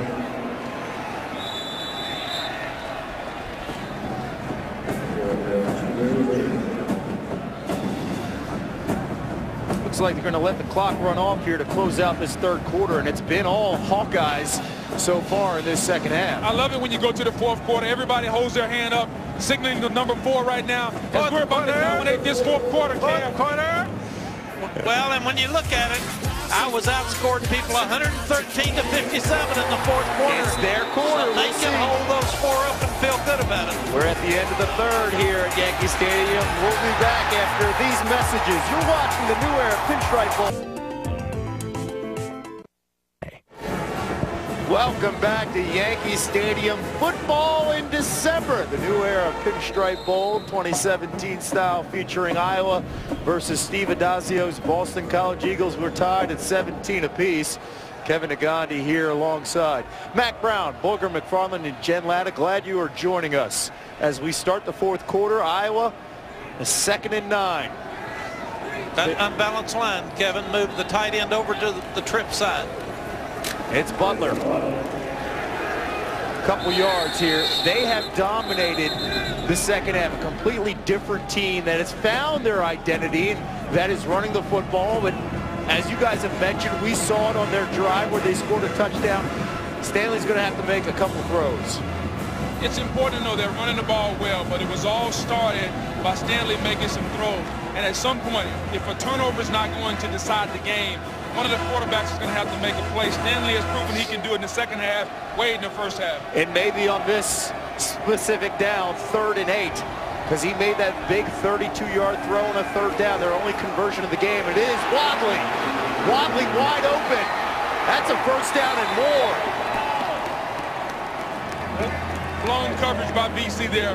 Wadley's wide open in the flat. Somebody had to either vacate the wrong zone or just a blown coverage, Kev. Well, it looked like man coverage, and you got all those young linebackers in there, Booger, and you can see Schwab had him. He got picked off, and it was a throw behind the line of scrimmage, so excellent play call by Iowa. 17-yard pickup on 3rd and 8. And Wadley, he's got that versatility, has nice hands as a running back coming out of that backfield. 26 catches on the season. Unbalanced line again, and they're running to the backside of it. It's Wadley again. You can see they're trying to isolate the young freshman linebacker. That is Davon Jones. And what happens is anytime you go unbalanced line, Kev, you have to shift. Everybody has to move a man over. So everything you thought you saw when the ball was initially put down, now you have to adjust. And that's tough for a young linebacker. More importantly, a guy that played tailback a month ago to do that. Hey, he's the 3rd string on the depth chart at tailback just a month ago. Last time we saw him against Syracuse, he had 8 tackles. Now they're shifting with 2 tight ends. Got the power game. Wadley on the 7-yard pickup on 2nd and 3. He'll get the first down, and that pile's moving forward for the Hawkeyes. It's just a numbers game right now, Cal. Great job by Brian Ferentz of understanding that you have a young middle linebacker. And so now they're just playing games with them. They're going unbalanced left, unbalanced right. They're putting 2 or 3 tight ends to one side, making this young linebacker think. And what happens when players think, they don't play fast. Well, and you've got Davon Johnson that's been there for 14 practices, and you've got Isaiah McDuffie that's a true freshman. So you got 2 young linebackers in there that have to handle the power and the different misdirection plays. First down, it's Wadley again. Hit at the line of scrimmage. Wadley, such a great story. In his first year, there was doubts if he was going to make it on the team. 8th string running back. His mom told him, you get out what you put in. And now we're seeing a young man who's going to finish his career first running back to rush for 1,000 yards in back-to-back years in 15 seasons at Iowa. He's a small guy now, only 195. Imagine if he was 210, 215. He'd be in the same category as some of the other guys we mentioned in the Big Ten, like a Saquon Barkley, some of those bigger running backs. That's what the coaching staff felt like. If he had 20 more pounds on his frame, he'd be in the Heisman conversation. Stanley trying to go deep, just a little too much. Intended for Hawkinson in the corner of the end zone. Looked like a post corner route to the backside after you had play action to the front side. And Hawkinson has been a really good player. So he came inside, he faked the safety, he got open between the corner and safety. It looked like Stanley held the ball a little too long again, and they didn't have a chance for the play. Good design. He was open, got to make the play. Now they're going for 4th down. Huge down for BC here. Or 3rd, excuse me, still 3rd and 11. Huge down. Empty backfield, probably a screen. Stanley has some time. Going left side. Incomplete. Intended for Ivory Kelly Martin. Isaiah McDuffie, the true freshman on the coverage. Yeah, it had a true freshman, Martin, trying to catch it with the option route underneath. It was man coverage, and he ran. So they were trying to match up the fast young running back against the linebacker in space. So coming out the kick is Miguel Racinos. 38-yard field goal attempt. He was hitting from 45 in pregame. Would you take it, Coach? I would not. It's too far. 4th and 11. Got to kick it. And I would make it. You'd be a great coach. Hindsight, I'd say 2020 kick it, son, but by the way, make it. Iowa. Go ahead and make The it. field goal is good. They have a 3-point lead. There's a reason you're here. It's in your blood. Against Texas at NRG Stadium in Houston, also streaming live on the ESPN app. Right now, Iowa with a 2017 lead. Early parts of this 4th quarter, the Hawkeyes have really dominated so far this second half. Set to kick off.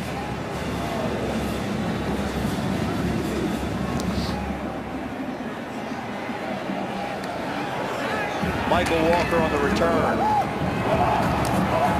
Good field position for the Eagles, and they need it. They've been outscored 10-0 this half. Let's go down to Jen Lather. Jen? Well, guys, after Iowa went 12-0 in the 2016 regular season and wound up in the Rose Bowl, Kurt Ferentz was not surprised that other programs were interested in his assistance, and one of those was his linebackers coach, Jim Reed, who was hired as a defensive coordinator at Boston College.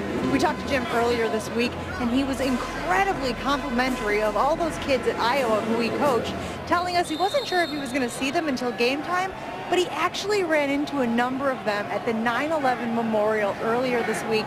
He said it was an emotional reunion. He's so proud of what they've accomplished, and he said he loves all of those guys, including, of course, Josie Jewell, who has been awarded as one of the best linebackers in the country. Jen, thank you so much. Reed's one of those emotional guys. Love the Massachusetts accent. You know, he goes back to his days coaching against Kirk when they were at Maine and UMass. So they have a long history. Coaches love the kids that they coach, and you love them when you're even coaching against them and you just left them. It's that's just part of the reason you coach.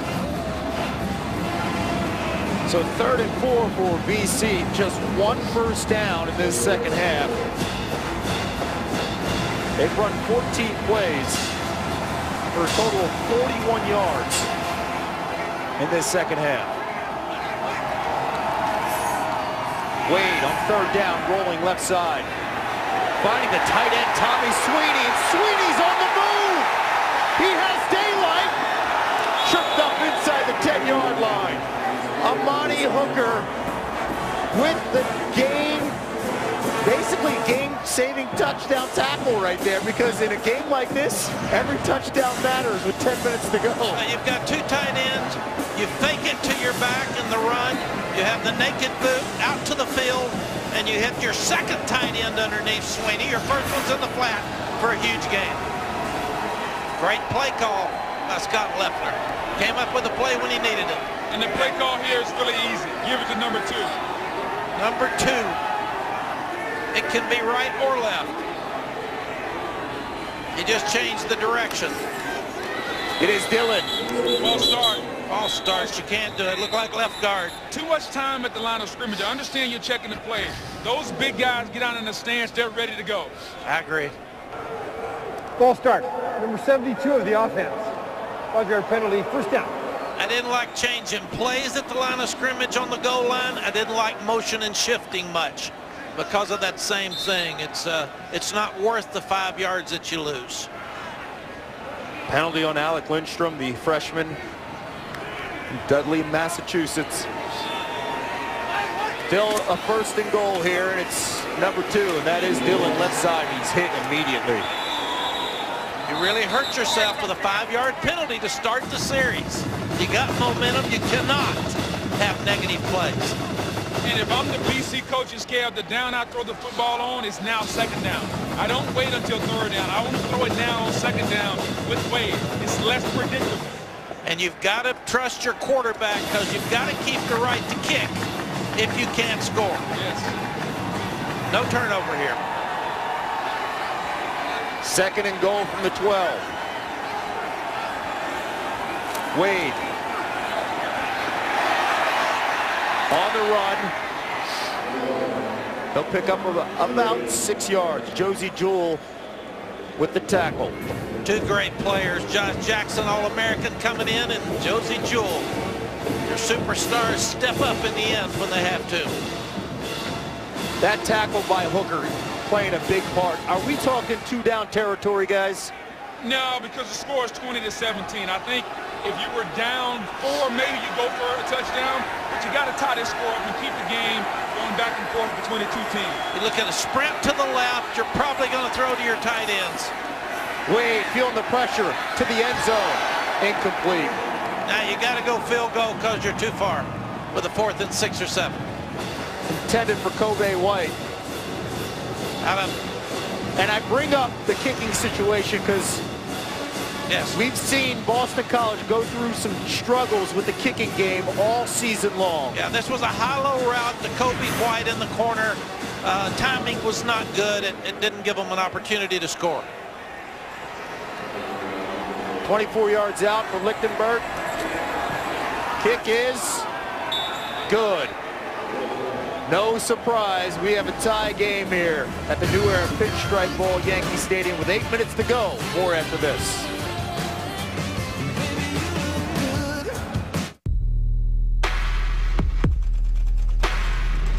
Points, and we're delivering here in 2017 as we are tied at 20 apiece between BC and Iowa.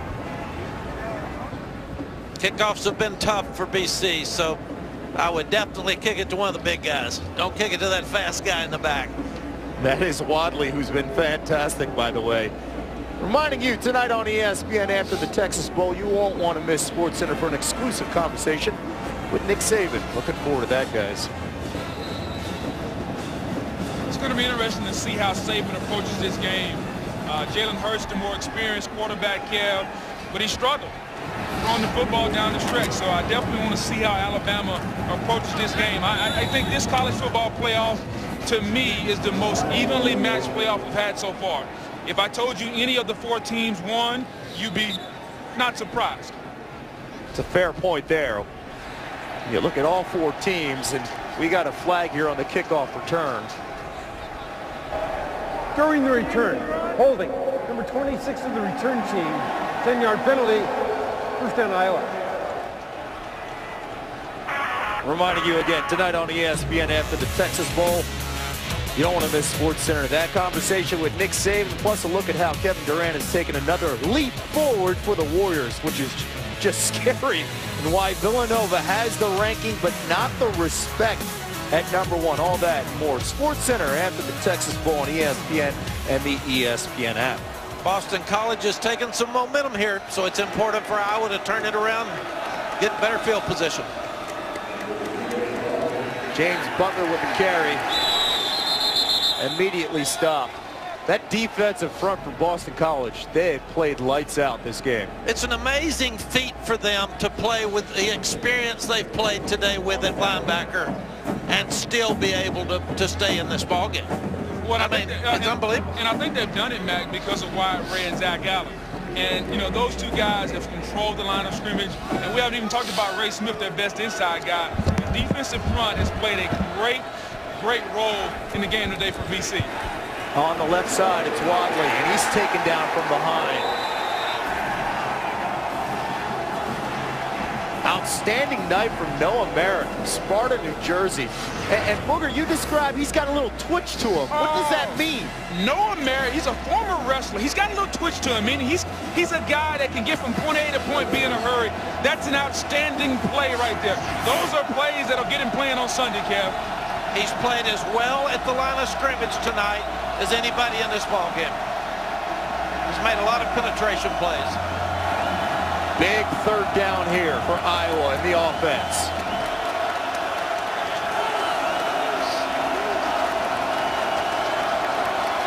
Play clock winding down. Delay of game. Prior to the snap, delay of game, offense. 5-yard penalty, third down. It's a young quarterback mistake. You're looking at all the defensive movement of Syracuse, and he lost track of the clock and has the delay. Critical penalty, just can't do it. Now you can't turn it over. You're third down and 15. You've got to be smart. Mac, the first thing that comes to my mind is field position here, right? You go back a couple times. Yeah, take a deep shot or you run a screen. Screen up, draw here, punt the football, lean on your defense. Third and long, Wadley in the backfield. Delay handoff and Wadley's hit.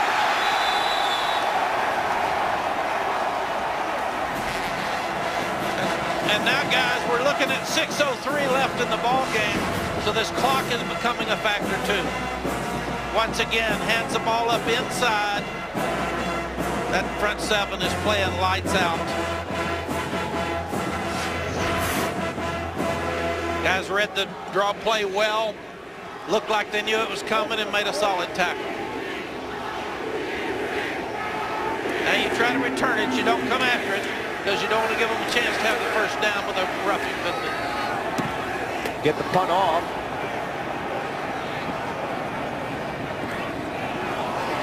Michael Walker. That's one of those you hold your breath as a coach coming off the bounce.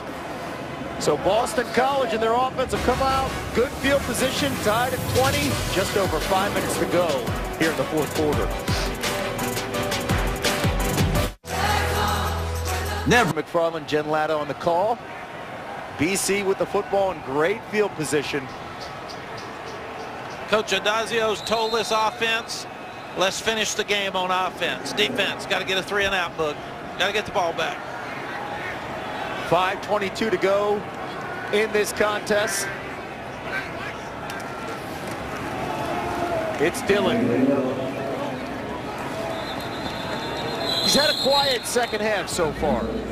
And you got to give Iowa a lot of credit. Iowa made some adjustments, and the defensive front for Iowa was playing a little bit more physical. In the first half, I thought the BC offensive line took it to the Iowa defense. They ran left a little bit more, away from Nelson and Nelson. The adjustments made in the second half are paying dividends. Pickup of a couple yards, less than 30 yards in the second half from the true freshman Dillon. 2nd and 8.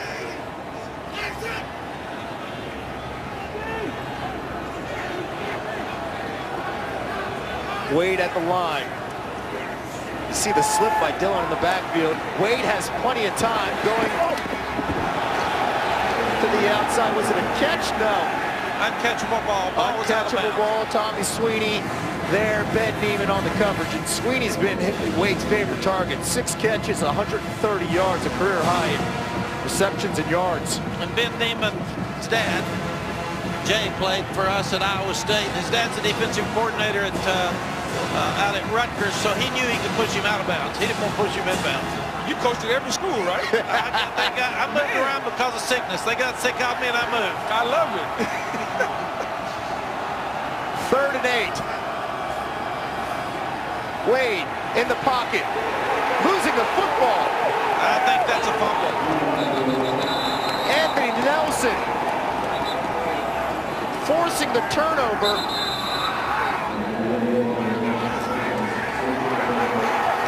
And it's Parker Hesse who recovers.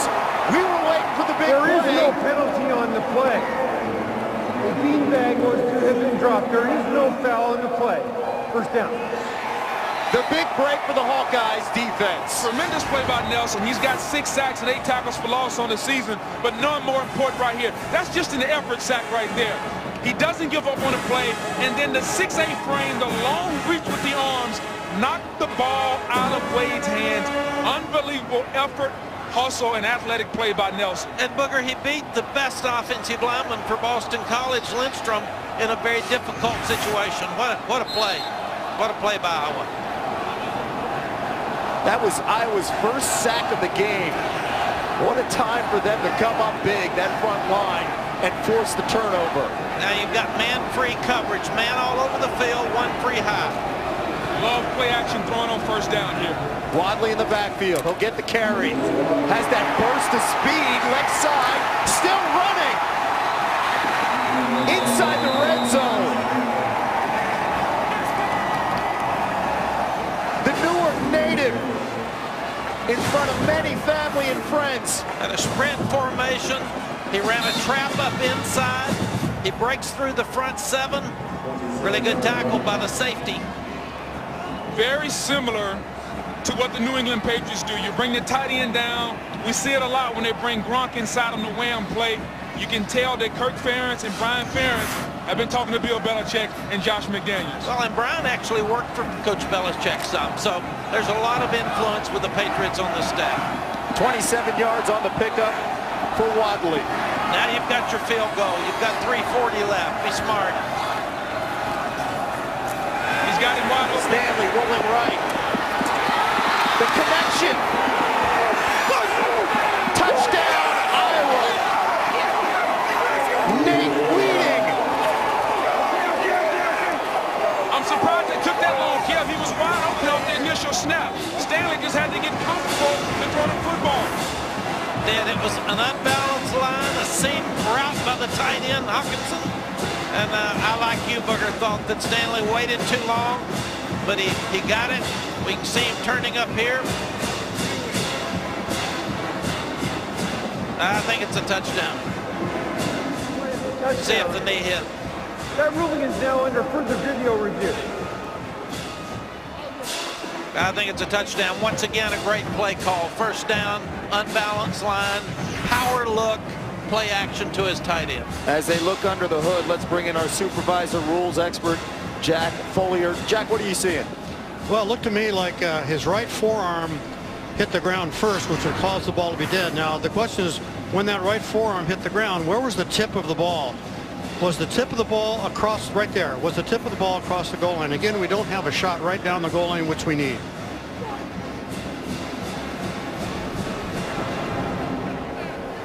You know, the fact that they called this a touchdown on the field and we don't have a camera angle that can show us anything different, I think they're going to keep this a touchdown. If we had a different camera angle, maybe there's some evidence there. I just don't see enough right now. Or if it was called the other way around, right? I go back to the play call, though. Brian Ferentz. Notice what they did. A couple of plays before, you bring the tight end on a wham, and now Wadley gets loose in the secondary. Then you use this tight end to go back on the other way on a nice little naked bootleg. Iowa is a team that has produced tremendous tight ends. You go back to Dallas Clark, who I played with in Indianapolis, Tony Moyaki, great tight ends, running the football, producing great offense. We coached against Kirk Ferentz in the Alamo Bowl in, I think, 2006. And they're as well coached a football team as any team in the country year in and year out. And Steve Adazio is getting the same type coaching staff production now at Boston College. And I think you'll see these two. It's really hard to win at these schools. We said that. Yeah. They don't get the 5- and 4-star guys. They have to develop. They have to get team players. And they're doing all of that at both schools. After further review, it was determined that the runner was down, inbounds, at the half-yard line. It will be a first down. So they'll take the points off. First down. But this, as a result, could favor Iowa with 3:30 to go. Well, he can't, but I'd rather score. Of course, as a coach, I hear all this stuff about it. I wish the guy would have laid down. I look over to the guy to your right, Booger McFarland, and he's shaking his head in agreement. Maybe it gives Iowa the chance to take some more time off the clock. If we go 4 straight plays and score on 4th down and kill the clock, that would be perfect. This is not a video game. When you're in the end zone, you're in. Score. They will not lay down. We'll see if they can punch it in. I'm not going to say they're so excited they're short. And they do. And it's Dre Kulik, the senior. Another one that knocked it out of the park. That seems to be the celebration of choice in Yankee Stadium. I think that's fair. That's fair. And this was more really for Butler because when the big boy didn't get in the end zone, Kulik, Butler comes behind him and shoves him in there, which you can do now. I mentioned before Kulik saying we don't want to be the class that lost 5 bowl games, and he has the chance to end that streak and pick up a W. As he scores the go-ahead touchdown with 3:09 left in this game. The extra point is good. So the kid from Iowa, 6'1", 240 pounds, sending one deep into the night in the Bronx. Iowa going to win the New Era Pinstripe Bowl featuring Iowa and Boston College. The Eagles set to get the football down by 7, and the big story is Iowa's and their offense in the second half, led by their running back, Akram Wadley. He's done it all. 287 all-purpose yards, but he's changed field position, and he did it a lot with the kickoff return. 5 kickoff returns for 171 yards. And I thought that the play calling has been more aggressive. We know that the field was frozen. They didn't try to get outside. They ran the football north and south. Great adjustment with the tight end wham inside. Tremendous play calling by Brian Ferentz. Walker on the return. They'll get to the 30 for this BC offense. Looking to generate some points here on their biggest drive of the season. Their last 6 possessions, they've been held to just 3 points after a very strong second quarter. And back to Wadley, we're talking about a young man, you know, who has aspirations of potentially hearing his name called maybe in day 2 or day 3 of the draft. He's 5'11", 195 pounds, getting the chance to play in front of friends and family from Newark. Has a beautiful young daughter, 2 years old, Ava. He says the best thing she gets to see me before this game and after this game, and he could be the difference maker. Well, and we have to give Iowa's defense a lot of credit too. 10 of the points of the Iowa offense have come over turnovers that were forced against BC. Dillon's been shut down in the second half. Now you've got 2:40, you've still got the 3 timeouts, but time is getting to be a factor. Dillon once again hit at the line. He'll pick up another couple yards. You've got an inexperienced quarterback in Darius Wade that's played well tonight, but he's going to have to take him the length of the field to win this game. Didn't like the play call on 2nd and long there. To me, you throw the football on 2nd down, it's a less predictable down. Right now, everybody in the stadium knows Wade is about to throw the football. I agree. Now, if he'd have broken off an 80-yard run, we would have liked it better. Tremendous play call. Liked it better. I've called plays. See Matt Nelson coming off the field. Cedric Lattimore will come in, and Nelson's been fantastic this game. The junior from Cedar Rapids, 6'8", 285 pounds. As you like to say, Booger, power forward. But he brings the physical contact. Tight split at the top. 3rd and 6. Wade route. Across the middle. Finds his tight end. I'll make that Charlie Callanan. Another big target. Callanan has done it all tonight. He's a vital player on special teams, plays offense.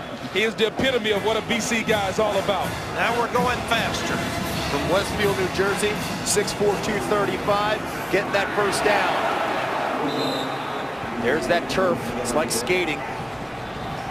Yeah, we can't get frustrated here. We don't have enough time. Got to get up and go. Get up and go. And if you watch this play here, there's some room outside. If he can make that cut right there, I see the same thing Dillon saw. A lot of turf outside. You just can't make that cut on this field. You've got those spats. Sometimes that hurts your traction with your cleats as well. 2nd and 11. Wade just too high. He's picked off. Game's over. And it's Josh Jackson. Mr. Interception. And Josh Jackson, in about 1:18, he'll have an opportunity at some point to make a decision whether or not he's going to stay at Iowa or go pro. He's just that good. Cornerback. Yeah, he's an All-American from Lake Dallas, Texas.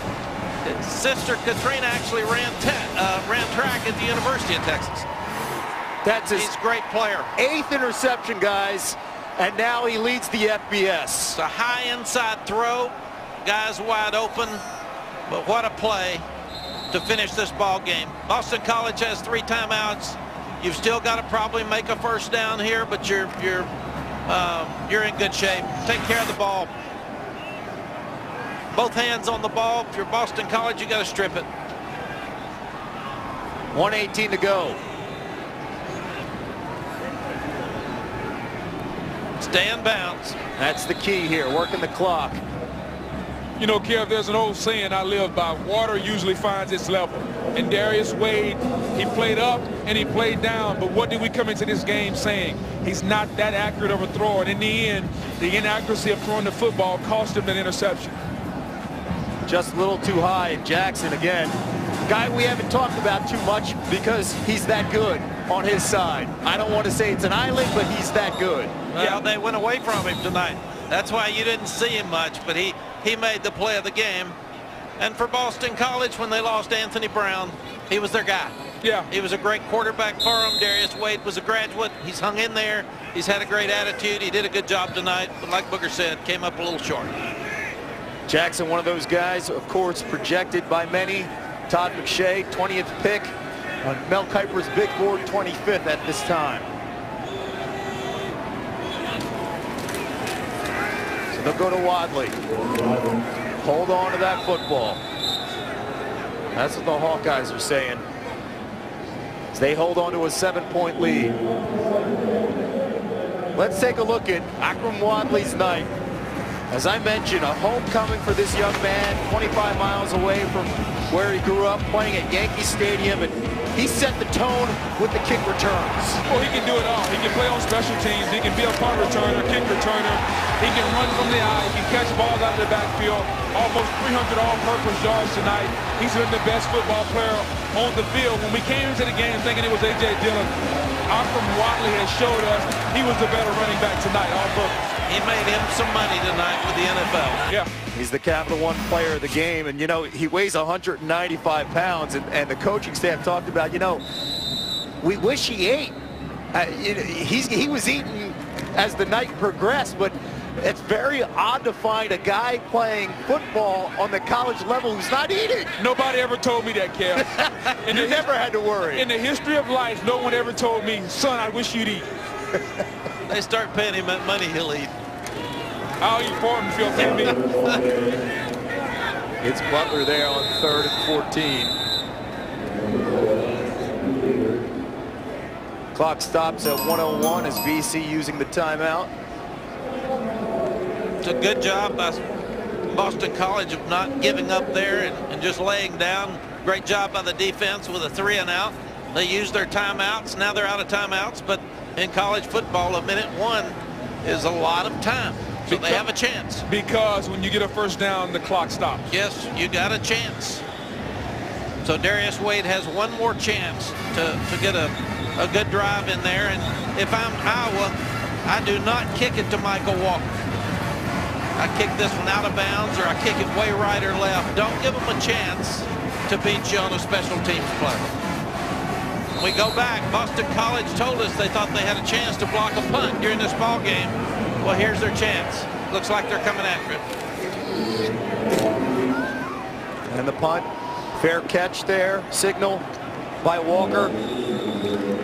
So Darius Wade will have the chance to be a hero in his 6th start. We're talking about a young man who came in. He was an Elite 11 guy in high school, and he was a starter in 2015. And Mac, you know this well. Game 3 against Florida State, he suffers the ankle injury, and then he lost the starting job in 2016 with Patrick Tolles, lost the starting job battle with Anthony Brown heading into this season. He's been very loyal to the program. He has. He was actually in a 7-0 ball game with Florida State when he broke his ankle.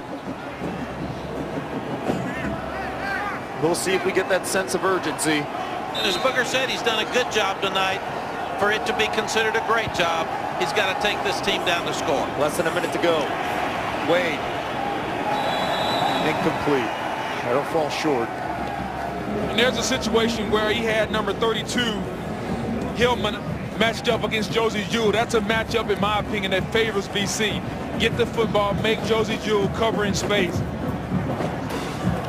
BC is not a 1 minute empty set throwing offense, so it's hard for them to have pass protection. So he's going to have to get the ball out of his hands quickly in this situation.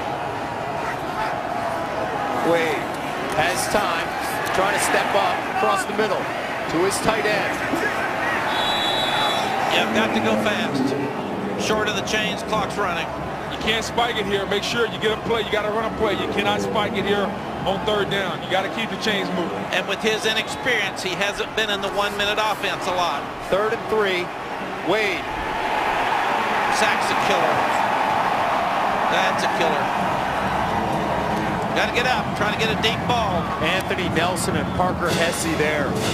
This front line for the Iowa Hawkeyes in the second half, they have changed the tempo of this game. Inside 5 seconds, final play, Wade airing things out. Incomplete. That'll be it. The streak, the drought, it's over. Iowa. And this senior class, they get the bowl victory. For Kirk Ferentz, his 7th bowl win, 27-20 over Boston College. And with that victory, 143 career wins as the head coach at Iowa, tying the great Hayden Fry. Unbelievable. Absolutely unbelievable. Great mutual respect between those two coaches. These programs put on a tremendous fight tonight. Steve Addazio, Kirk Ferentz, two of the more respected coaches in America. And it was just a joy to watch this game, watch these blue-collar kids fight tonight. Yeah, they do it right, and you got to give them credit. Let's go to the field with Jen. Coach, the first bowl victory for all of your players. What does this mean to your program? Well, you know, it's just it's a great thing. I'm just really happy for our seniors. These guys done a great job. They've won 28 games now in the last 3 years. They've been part of that. They've given us great leadership. We had some ups and downs this year, but they really did a nice job this past month. Talk about the second half, your team overcoming the elements and a slow start to this game. What was the difference for you guys? Well, you know, we didn't play great, and they did. I don't mean to discredit them, but we weren't playing, you know, well enough to give ourselves a chance. So just really happy the guys regrouped at halftime and did a heck of a job the second half. This victory ties you with Hayden Fry for most wins in Iowa history. What does that mean to you and what you've accomplished with this program? You know, probably as much as any. I mean, I was pretty lucky in 1981 when I went there. I have no idea what I was walking into. It was June '81, and it was a great time in Iowa football history to work with Coach Fry, the great staff that we had, the players, and the last 19 years have been a lot of fun most of the time. Go enjoy it, Coach. Okay, Thank you. Thanks. See the joy there for many of those Hawkeye players. You know, anytime you win a bowl game, especially for your seniors, Kev, I'll never forget. I didn't win or go to a bowl game my senior year, but our junior year, playing a bowl game, watching those seniors walk off the field for the last time, it's an unbelievable feeling, and they'll always remember that. Last time this team will ever be together. Don't forget the post-game trophy ceremony coming up on ESPN3. For Mac, Booger, and Jen, I'm Kevin Nagati saying so long from Yankee Stadium. Now let's go back to the studio.